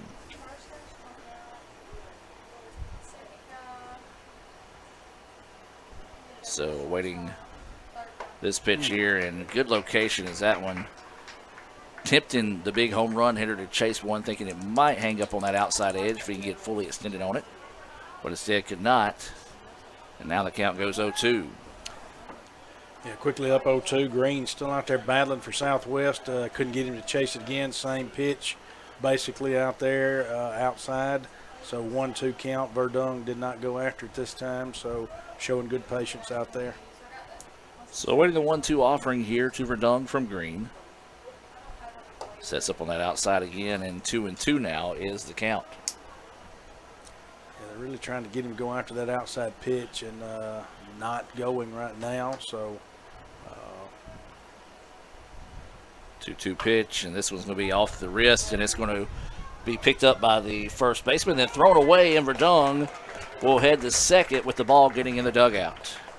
Yeah, so that'll be E3 on the play. Yeah.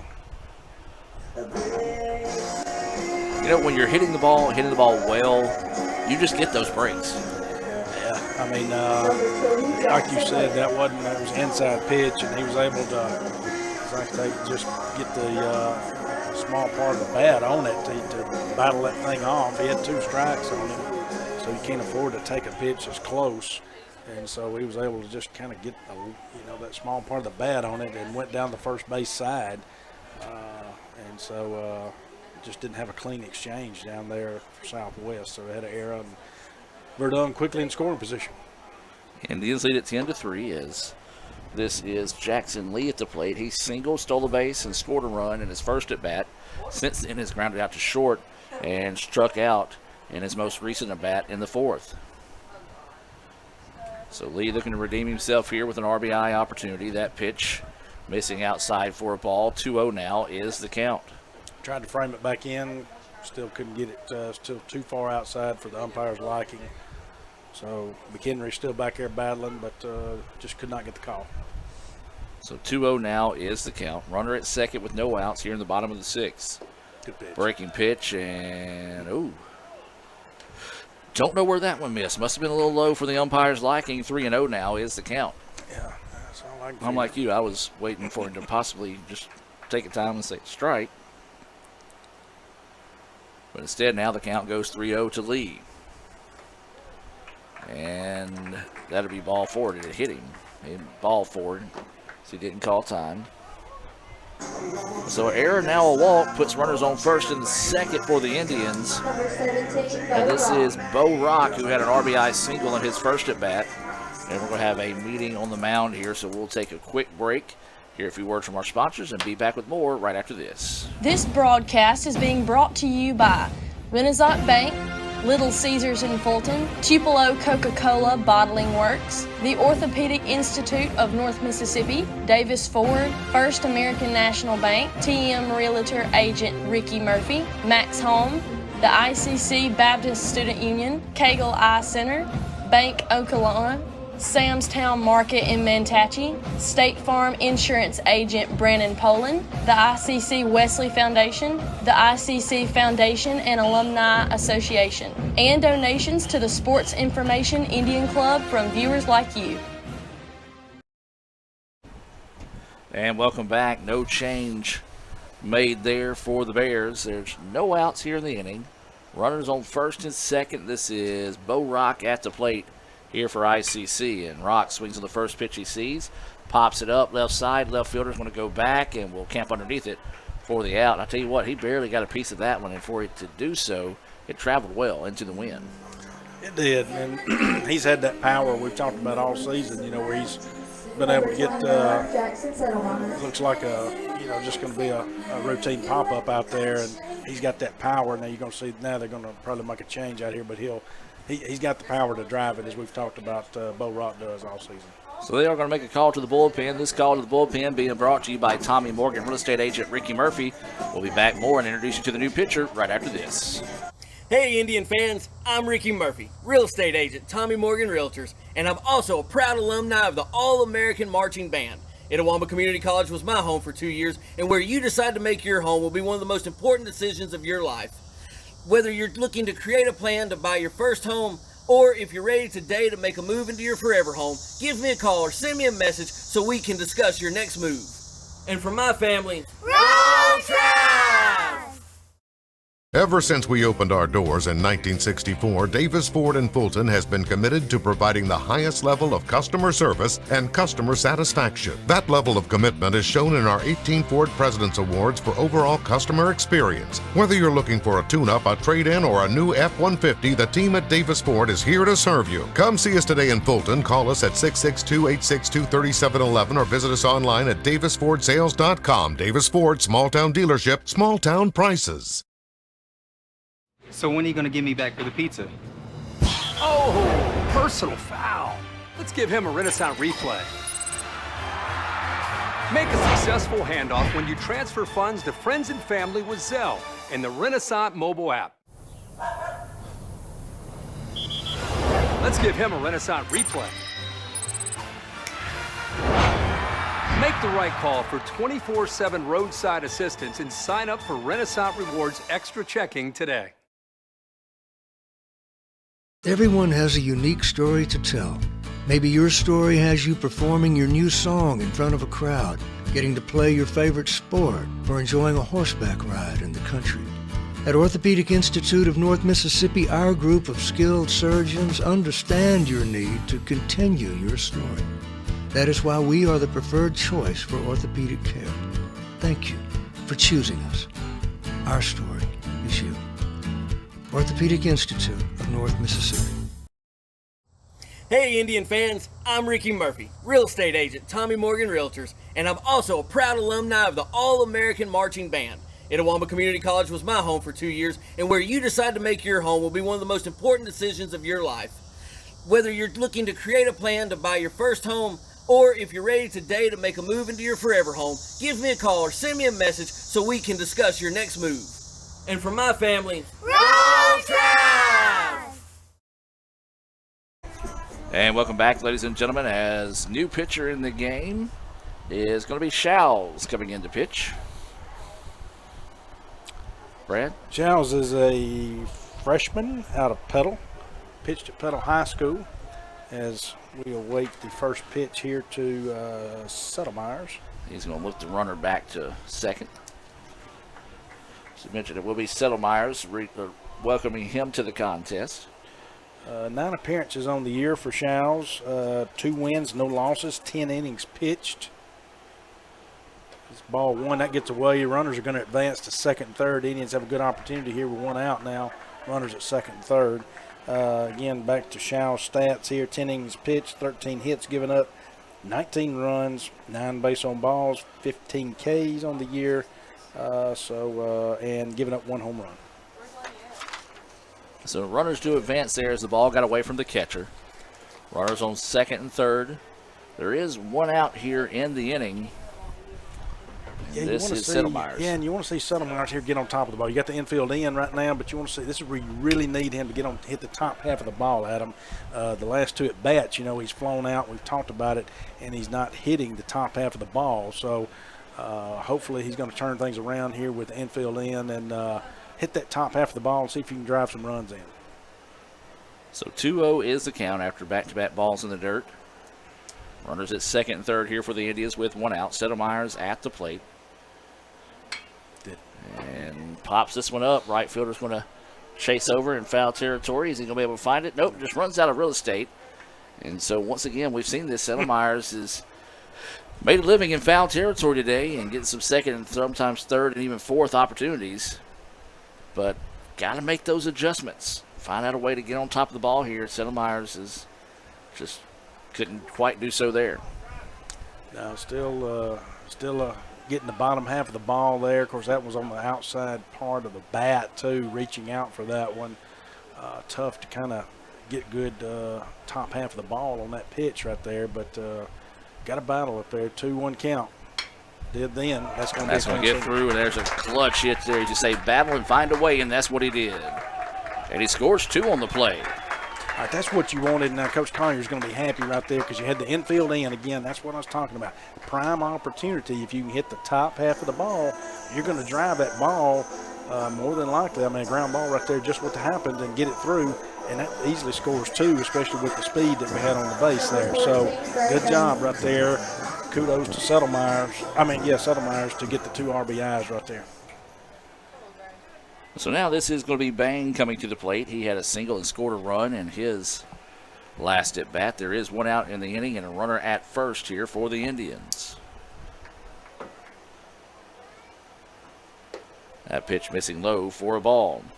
Let's see if Bang can continue here. We talked about how he kind of dug out of his slump a while ago and got that good hit, and how everybody was very appreciative and thankful, and he was, and those things help. And so you start seeing the ball better as he's doing. He's patient. That's ball 2, and you can't ever tell what's going to happen. Once you get that first hit back, you can just start blowing it open from that point forward. 2-0 is the count now here to the catcher. Showles on the heel. Zips that one through, and it's a cross for a strike. 2-1 now is the count. That's not a bad take there. That would have been a tough pitch to hit or do anything with. Even though it was a strike, it had some good movement on it, and so great take, in my opinion, there on the part of Bain. Breaking pitch hangs inside. Now the count goes 3-1 here to Bain. Yeah, good patience. There again, seeing a lot of pitches. Up in Shaw's pitch count in his first inning of action here.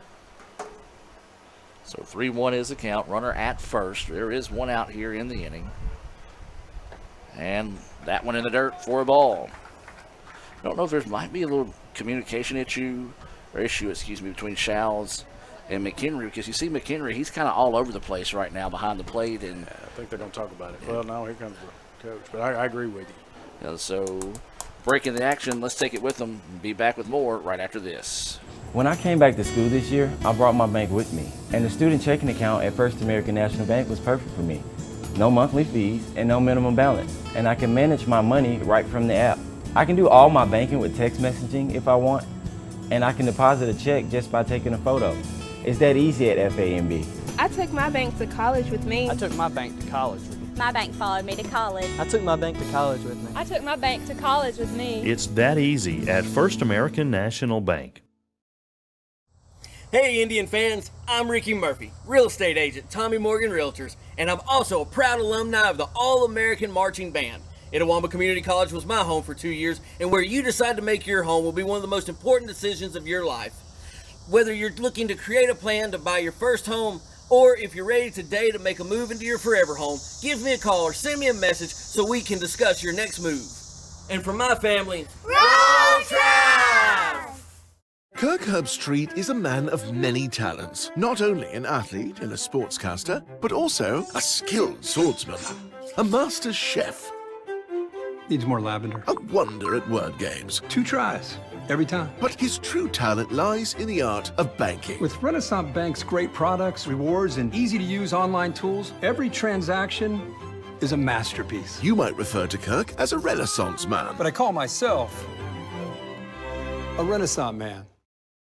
This broadcast is being brought to you by Renaissance Bank, Little Caesars in Fulton, Tupelo Coca-Cola Bottling Works, the Orthopedic Institute of North Mississippi, Davis Ford, First American National Bank, TM Realtor Agent Ricky Murphy, Max Home, the ICC Baptist Student Union, Cagle Eye Center, Bank Okolona, Sam's Town Market in Mantachie, State Farm Insurance Agent Brandon Poland, the ICC Wesley Foundation, the ICC Foundation and Alumni Association, and donations to the Sports Information Indian Club from viewers like you. And welcome back, ladies and gentlemen. We actually did have a call to the bullpen. Being brought to you by Tommy Morgan, real estate agent Ricky Murphy. And remember, when you're ready to make the call to sell your current home, move to your dream home, or maybe you're looking to downsize a little bit, look up Ricky Murphy there on Facebook, and he'll be glad to help you out. And new pitcher in the game, Cole Tillman. As this first pitch he throws, and it's going to drop, and they're going to ask the run to score, and he will. Yeah, that was Hancock up to bat. First pitch swinging on Cole Tillman. Just kind of a little bloop flare out there to left field. Hancock being a left-handed batter. So no play by the left fielder or third baseman or shortstop. Easily scores a run there. Now the Indians are up 13-3. Runners at first and second now, and you got Joby Cook. So Cook coming to the plate, he had an RBI single, stole the base, and scored a run in his previous at-bat. This is that pitch. It paints the corner for a strike. Tillman, right-handed sophomore out of Moss Point, Mississippi, East Central High School, where he played. 4 appearances on the year. I'll finish up here in just a second. So that pitch missing low for a ball. Does not have, got 6 1/3 innings pitched this year, 10 hits given up, 10 runs, 7 base on balls, and 4 Ks so far. So 1-1 is the count here to Cook.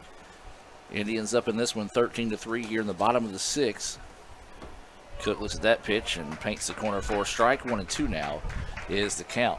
It's kind of got a different delivery, too, from what we've looked at. It's kind of got a three-quarter delivery, Tillman does. So it's going to put a different type of spin on the ball, as, you know, just a different look for the Indians here. So because you're talking about the number, this is the fourth pitcher they've seen today from Southwest. So what is the 1-2 offering here to Cook? And gets him on swinging there. Couldn't check the swing, and that'll be out number 2. Again, that's that different movement that he's got. With that three-quarter delivery, you know, just a different look there for the Indians, and you got to adjust and make those adjustments. You got to see the ball. So again, good job on the part though of Tillman to come in and get the big out right there and a K to force it to 2 outs now. And now with 2 outs, this is Drew Capobianco coming to the plate. Runners on first and second for the Indians. That pitch missing low and in the dirt for ball 1. You know, we had a window open here in the press box, and I know it's not happening, but I know BSU and Brother Chris are cooking out there. But for some reason, it smells like corn dogs, and it smells lovely, but I don't think that's what it is. Never know, Brother Chris. I'm telling you, you can't ever tell what they're firing up back there, folks. It smells good as Capobianco takes ball 2, so there's still plenty of time to get out here and get some good food. Not only that, but one of the fans said, hey, if I chop up these onions, will you throw them on the grill for me so I can put on one of these hot dogs? They did. He'll do it. I'm telling you. And it makes it fabulous. I mean, and good crowd out here. So come join us. And that's ball 3 in the dirt. Good job by McHenry to block that up so the runners don't advance. But, yeah, Brother Chris and them do a fantastic job out there. And today's just one of those good sunshiny days after a night of bad weather to get back out and come out and enjoy the sunshine and good food, good baseball. 3-0 is the count here to Capobianco. You figure he's going to be taking the whole way this time. 2 outs, runners on first and second, and he does, and they call it a strike. I want to say this, and I know you're going to be like, Gore, hush, but, you know, we do have bad weather. It comes to 2, 3 o'clock in the morning.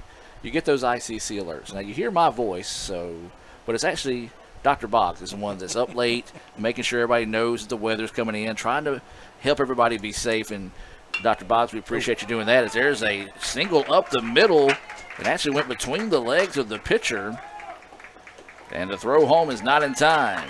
Yeah, good piece of hitting right there by Capobianco. Took that one back where it was delivered and got up the middle and made it to the outfield, and Bain scored standing up.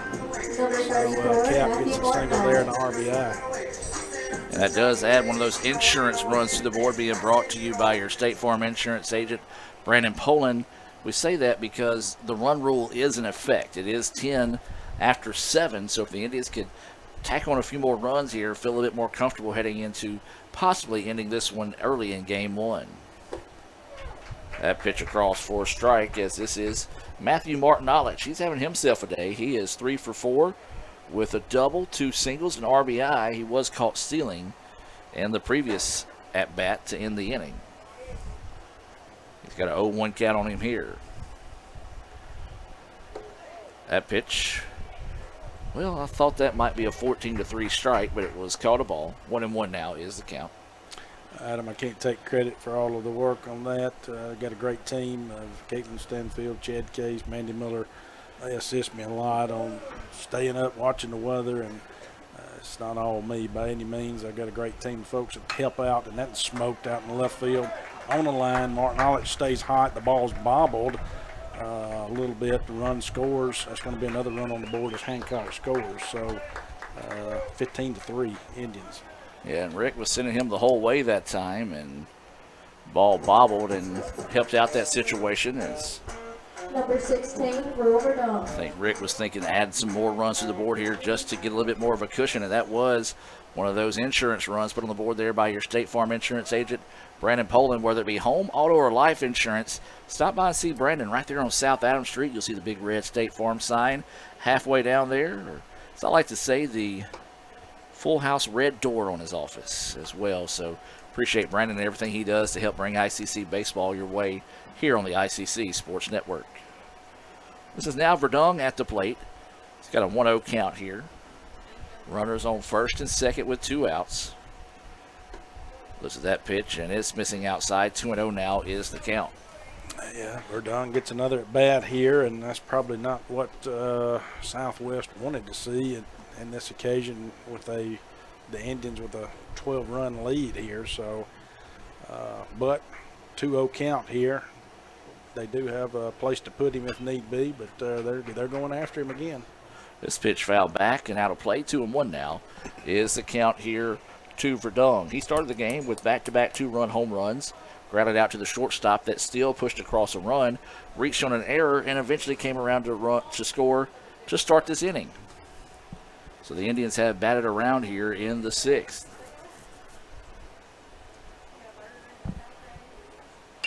Verdun flares this one out to the right side. It's going to get out of play, and now the count will go 2-2.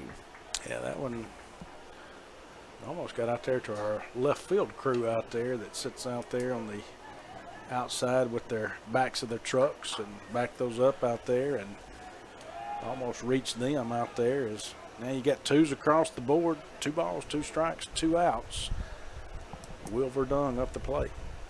So winning the 2-2 offering here, and it's in the dirt. Can't find it. And can't find it, but the runner's not even thinking about going in that situation, as didn't really get far enough away from him to try to go. 3-2 now is the count. That's where if you're McHenry, you got to rely on your pitcher there. Because they're going to put him on. Are they going to go ahead and put him on now? Well, he was pointing to first, but never mind. Oh. But you got to rely on your pitcher to talk to you and communicate, because when you're pulling that mask off and you got that helmet and everything on, it's hard sometimes to locate that ball once it just kind of goes to the dirt. We'll let the runner back to second. 3-2 will be the count here. There is 2 outs. Runners on first and second, and this is the 10th batter of the inning here, Will Verdun at the plate.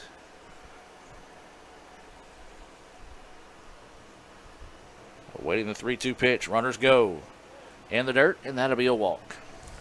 Load the bases here for Jackson Lee now. Lee walked in the second at bat of this inning. Did come around to score after advancing on a pass ball. Was scored on a 2-run single by Jackson Settlemyers. So now with 2 outs in the inning, bases full of Indians, and looks like we're going to have another conversation here by the Bears. So let's take the break with them, and we'll be right back. First American offers online and mobile banking features to make your banking experience easy and safe. Activate or deactivate your debit card as needed, attach images to your transactions, apply travel notices to your account, and make person-to-person payments. You can even set up text alerts to guard against unauthorized spending or just to monitor your account balance. The best part is that you can bank anytime, anywhere. At First American National Bank, get that hometown feel the high-tech touch. Hey Indian fans, I'm Ricky Murphy, real estate agent, Tommy Morgan Realtors, and I'm also a proud alumni of the All-American Marching Band. Itawamba Community College was my home for 2 years, and where you decide to make your home will be one of the most important decisions of your life. Whether you're looking to create a plan to buy your first home, or if you're ready today to make a move into your forever home, give me a call or send me a message so we can discuss your next move. And for my family, Roll Tide! This broadcast is being brought to you by Renaissance Bank, Little Caesars in Fulton, Tupelo Coca-Cola Bottling Works, the Orthopedic Institute of North Mississippi, Davis Ford, First American National Bank, TM Realtor Agent Ricky Murphy, Max Home, the ICC Baptist Student Union, Cagle Eye Center, Bank Okolona, Sam's Town Market in Mantachie, State Farm Insurance Agent Brandon Poland, the ICC Wesley Foundation, the ICC Foundation and Alumni Association, and donations to the Sports Information Indian Club from viewers like you.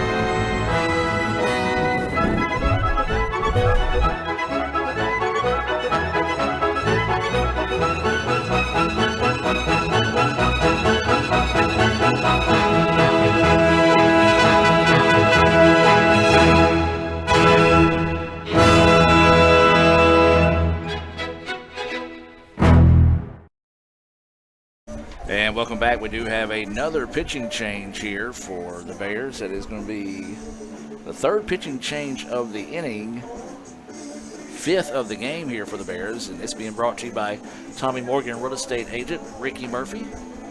And remind you, when you're ready to make the call and sell your current home, maybe dream to or move to your dream home, or maybe you're looking to downsize a little bit, give Ricky Murphy a call.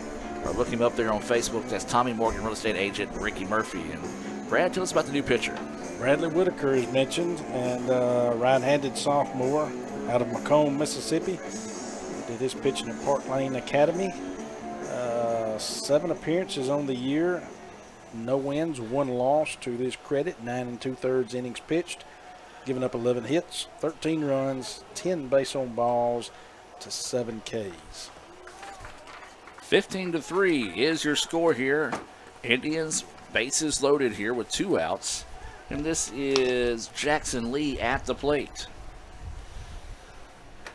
That first pitch, a little sidearm delivery, drifts high for a ball, 1-0.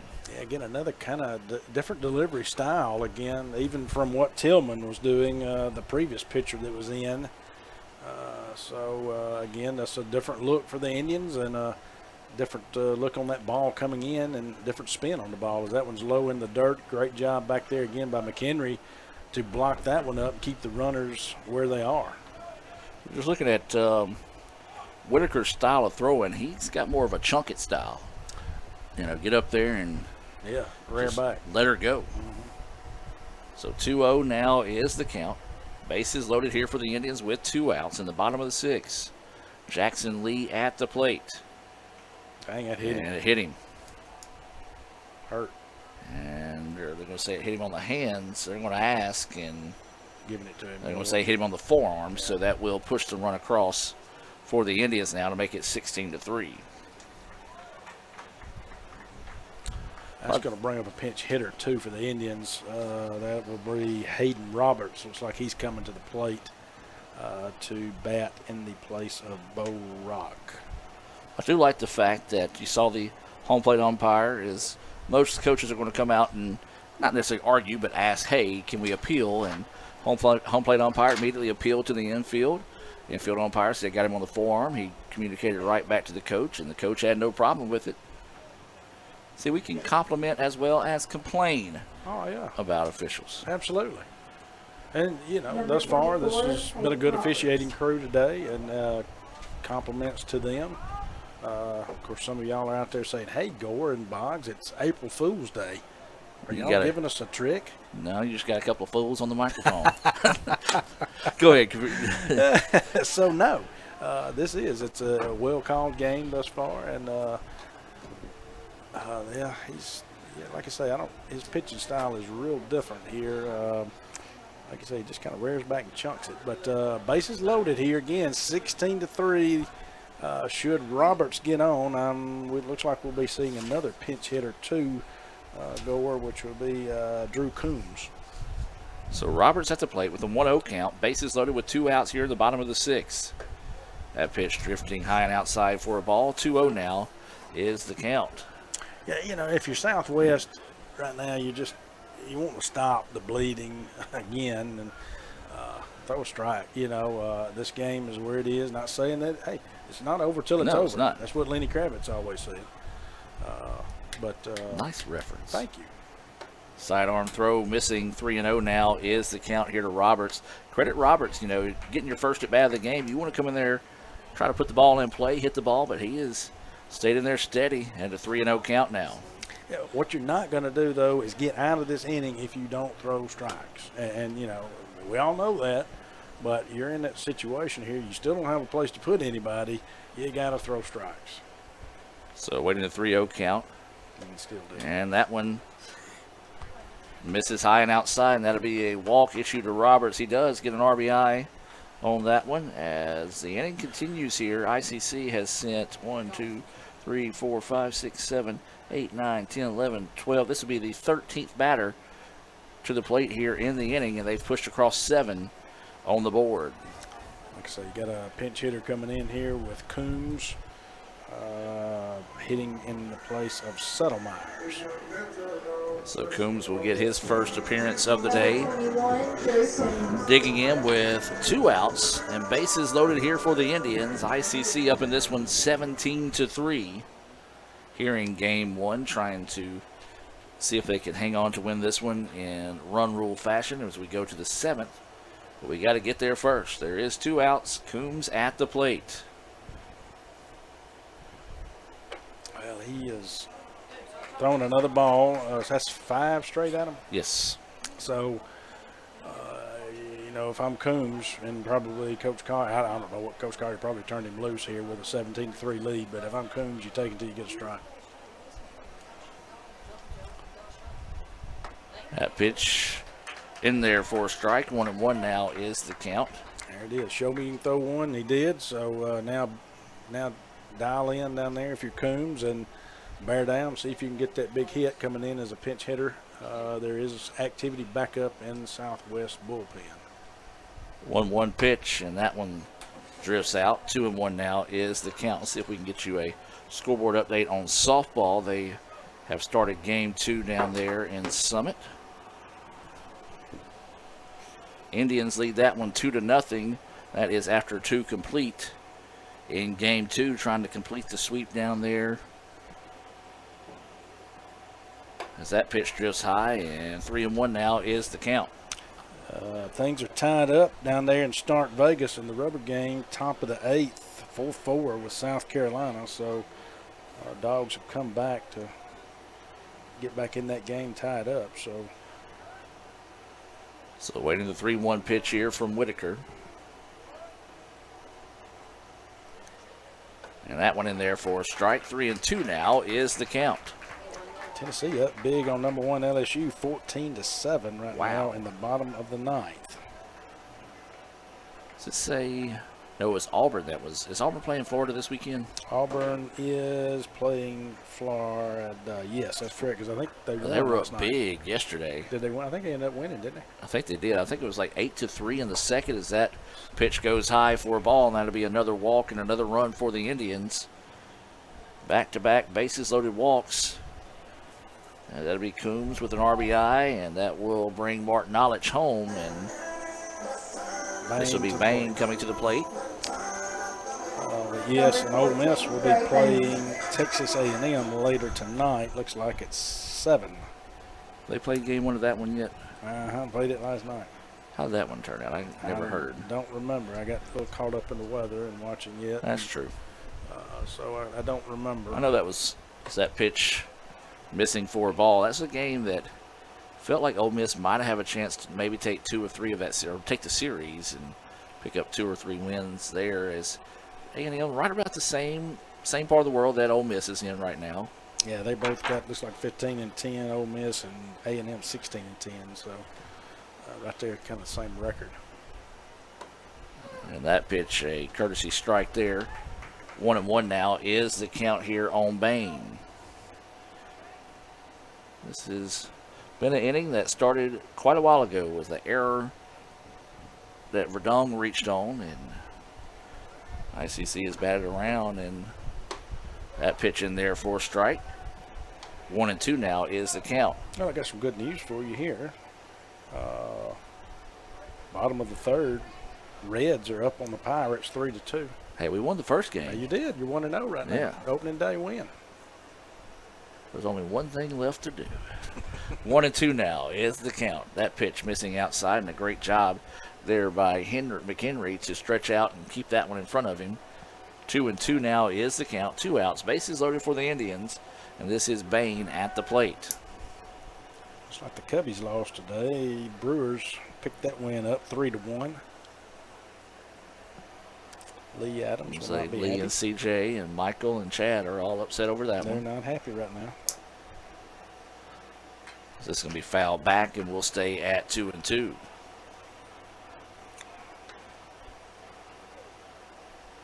So 2 balls, 2 strikes, 2 outs. Indians have, this will be the 14th batter of the inning, has put 8 runs on the board here in the bottom of the 6th. Bases loaded with 2 outs, and Bain at the plate with a 2-2 count.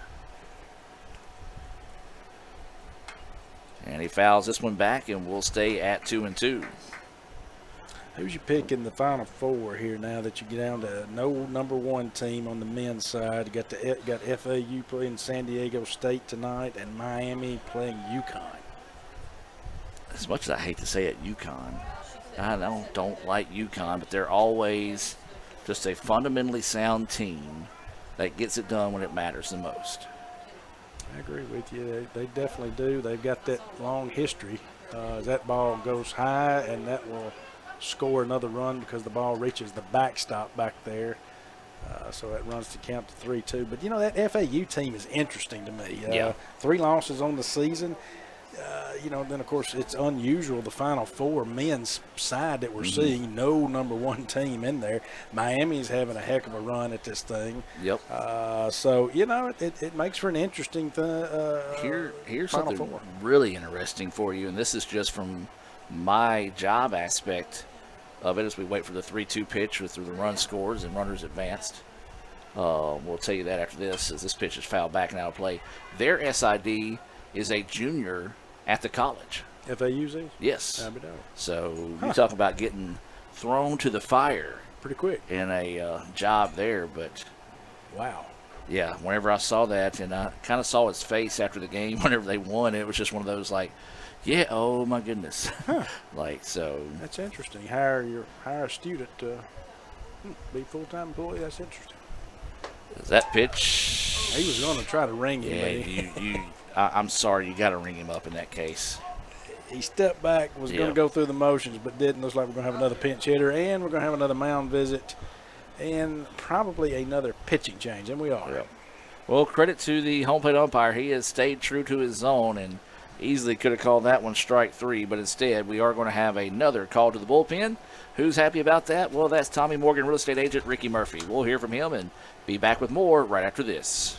Hey Indian fans, I'm Ricky Murphy, real estate agent, Tommy Morgan Realtors, and I'm also a proud alumni of the All-American Marching Band. Itawamba Community College was my home for 2 years, and where you decide to make your home will be one of the most important decisions of your life. Whether you're looking to create a plan to buy your first home, or if you're ready today to make a move into your forever home, give me a call or send me a message so we can discuss your next move. And from my family, Roll Tide! This broadcast is being brought to you by Renaissance Bank, Little Caesars in Fulton, Tupelo Coca-Cola Bottling Works, the Orthopedic Institute of North Mississippi, Davis Ford, First American National Bank, TM Realtor Agent Ricky Murphy, Max Home, the ICC Baptist Student Union, Cagle Eye Center, Bank Okolona, Sam's Town Market in Mantachie, State Farm Insurance Agent Brandon Poland, the ICC Wesley Foundation, the ICC Foundation and Alumni Association, and donations to the Sports Information Indian Club from viewers like you. Kirk Herbstreit is a man of many talents. Not only an athlete and a sportscaster, but also a skilled swordsman, a master chef. Needs more lavender. A wonder at word games. 2 tries, every time. But his true talent lies in the art of banking. With Renaissance Bank's great products, rewards, and easy-to-use online tools, every transaction is a masterpiece. You might refer to Kirk as a Renaissance man. But I call myself a Renaissance man. Hey Indian fans, I'm Ricky Murphy, real estate agent, Tommy Morgan Realtors, and I'm also a proud alumni of the All-American Marching Band. Itawamba Community College was my home for 2 years, and where you decide to make your home will be one of the most important decisions of your life. Whether you're looking to create a plan to buy your first home, or if you're ready today to make a move into your forever home, give me a call or send me a message so we can discuss your next move. And from my family, Roll Tide! And welcome back, as we do have a call to the bullpen here and a new batter coming in as well. This is Gardner at the plate for the Indians. And it's Ricks on the hill here. Has that pitch in there for a strike throw down and nearly got him. Yeah, he was, for bases to be loaded, he was kind of sleeping out there at first. That was Bain. But John Austin Ricks, as we mentioned, right-handed sophomore, 6'4", 205 there at West Point is where he's from. Pitched at West Point High School.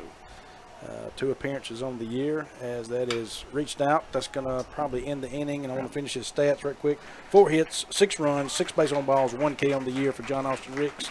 That does end the inning. That's a ground out to second, and the bleeding has stopped. So Southwest Adams going to have an opportunity to come back in and see what they can do here to get back in this game. Well, the Indians sends 15 to the plate, put 9 on the board. They lead it 19-3. We'll take a break and come back with the top of the 7th. Can the Indians close it out here? We'll find out after we take a break and be back with more right after this. If this just cost a little bit less. Let's take a look at that with the Renaissance replay. Make the right call with over 400,000 shopping discounts right from the Renaissance Rewards Extra checking app. Might be a little while before I get to the bank. That's an incomplete pass. Let's give it a Renaissance replay. Renaissance Mobile Check Deposit. Make the right call and open an account with Renaissance today. Hey Indian fans, I'm Ricky Murphy, real estate agent, Tommy Morgan Realtors, and I'm also a proud alumni of the All-American Marching Band. Itawamba Community College was my home for 2 years, and where you decide to make your home will be one of the most important decisions of your life. Whether you're looking to create a plan to buy your first home, or if you're ready today to make a move into your forever home, give me a call or send me a message so we can discuss your next move. And for my family, roll Tribe! This broadcast is being brought to you by Renaissance Bank, Little Caesars in Fulton, Tupelo Coca-Cola Bottling Works, the Orthopedic Institute of North Mississippi, Davis Ford, First American National Bank, TM Realtor Agent Ricky Murphy, Max Home, the ICC Baptist Student Union, Cagle Eye Center, Bank Okolona, Sam's Town Market in Mantachie, State Farm Insurance Agent Brandon Poland, the ICC Wesley Foundation, the ICC Foundation and Alumni Association, and donations to the Sports Information Indian Club from viewers like you. And welcome back, ladies and gentlemen, as we head now to the top of the 7th inning. Indians leading this one 19-3. It'll be the 1-2-3 batters due up here for the Bears.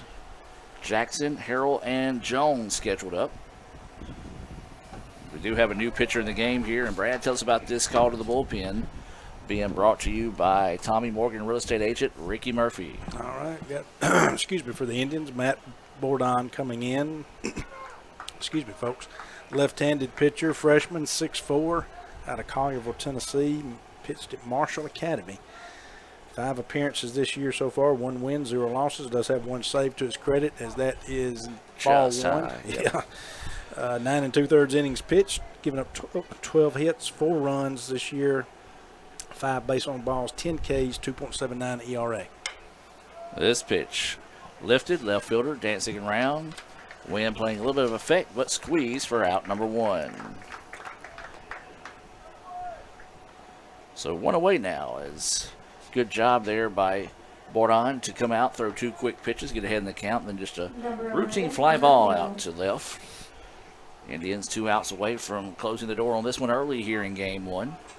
As now this will be Harrell coming to the plate. He is 1 for 3 on the afternoon with an RBI single. He did strike out.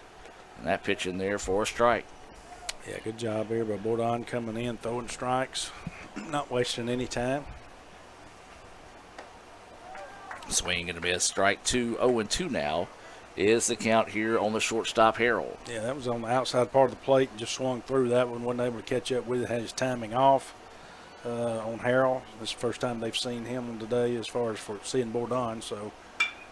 There's a shot that's going to get past the diving second baseman. That'll be the second hit of the day for Harrell. Well, the Bears not going quietly here into the afternoon, as that was a 1-out single by Harrell, and now this will bring up Jones, the third baseman, to the plate. I say that, I'm assuming they're just going to keep this. Yes, it is Jones. So with 1 out in the inning, Jones comes to the plate here with a runner on first. They need 7 to extend this contest. So that pitch missing low for a ball. The Indians need to start protecting the house here. This is going to be a soft toss over to first, and they've split a couple times at home, and kind of the thought, if you will, if you can protect your house, pick up 2 wins, split it worse on the road, and then you've got a pretty good little conference record put together at the end of the year as that pitch in there for a strike. The Indians need to get 2 today. Get back in that chase for the playoffs. Well, they're in the playoffs right now if we were to end it today, but would like to get a little bit of security on this one. This ball popped up, left fielder just kind of hanging around, waiting on it, and we'll get that one for out number 2. Yeah, good job out there in the left field with the tricky wind once you get one that high. So able to pull it down. Left fielder made number 35, Connor McHenry. 2 outs this inning, both of the outs coming in left. So that's going to bring up McHenry, who has a solid day for the Bears. 3 singles. Yeah, 3 for 3 with singles, as you mentioned here. As he loses that first pitch, it's across for a strike. Well, he's had a good day. Good day behind the plate, too. Catching behind the plate. Yeah, he has been busy. Check swing, and that should do it there. Grounder to the first baseman, steps on the bag, and the Indians will pick up the win by the final score of 19-3. Your final line, 3 runs, 9 hits, 1 error for the Bears. For ICC, 19 runs, 16 hits, 1 error. Indians improved to 20-8 overall, 8-5. In conference play, it's 15-19 now for the Bears, and 4-9 inside conference play. Brad, your thoughts on today's game? Well, ICC came out hot. Bats are hot. I still go back to what I said earlier. I think Akins did a good job coming in. He threw strikes and was working ahead of the count a lot with against the Bears. The bats kind of slowed down a little bit once Thomas just had one of those tough days for the Bears. But Green came in for them, did a good job to settle the bats down a little bit. ICC was able to kind of go through a couple of rotations there with Green at the mound and able to make the adjustments and put more runs on the board. And this is that's what Rick Collier wants right here. He loves this.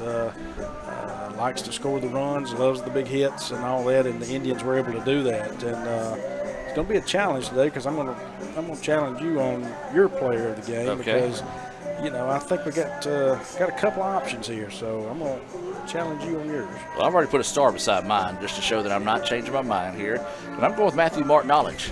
Matthew was 4 for 5 on the day. He had 2 RBIs, double, and 2 runs scored. But I also would have to throw Akins in there as well, just keeping the bats quiet and getting those timely outs. Well, I'm going to tell you, and it's funny you did that because I was thinking you were going to say Verdun. Yeah. I was going to go Martin-Knowledge because I did see what kind of a day he had today. Now, did he have the RBIs that Verdun? No. So, Martin-Knowledge, heck of a game. I'm going to have to agree with you, but I'm also going to throw in you can't do away with the Verdun's day and Akins. I think just those 3 together today, that 2-3 punch between Martin-Knowledge and Verdun today in this first game was just tremendous. Our star of the game being brought to you by Samstown Market right there in the heart of Manatee. And that just goes to show how good Will Verdun's been this season. When he puts up numbers like that and it takes somebody going almost perfect on the day to not be the star, to knock him out of that star of the game consideration. I agree. Like I say, he first two at bats, 2 home runs, and 4 RBIs out of those 2 at bats. Ended up with 5 RBIs on the day. Verdun was on base. 3 runs scored. Yeah, I was going to say 3 runs scored, and was on base. Heck, 3. He might have actually scored more than that. Yeah, he was on base 3 of 5 today.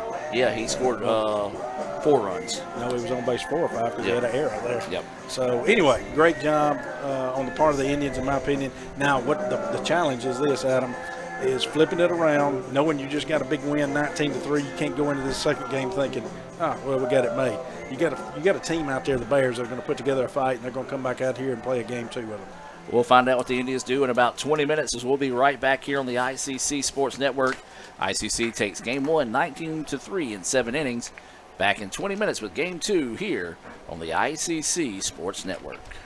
Playing on tour takes years of dedication, hours of practice, focused precision, and nerves of steel. That's how you become great at the game, but not how you should bank. That's why Allie Ewing chose Renaissance Bank. Their easy-to-use app makes banking a breeze, no matter where she is. Renaissance Bank, understanding you.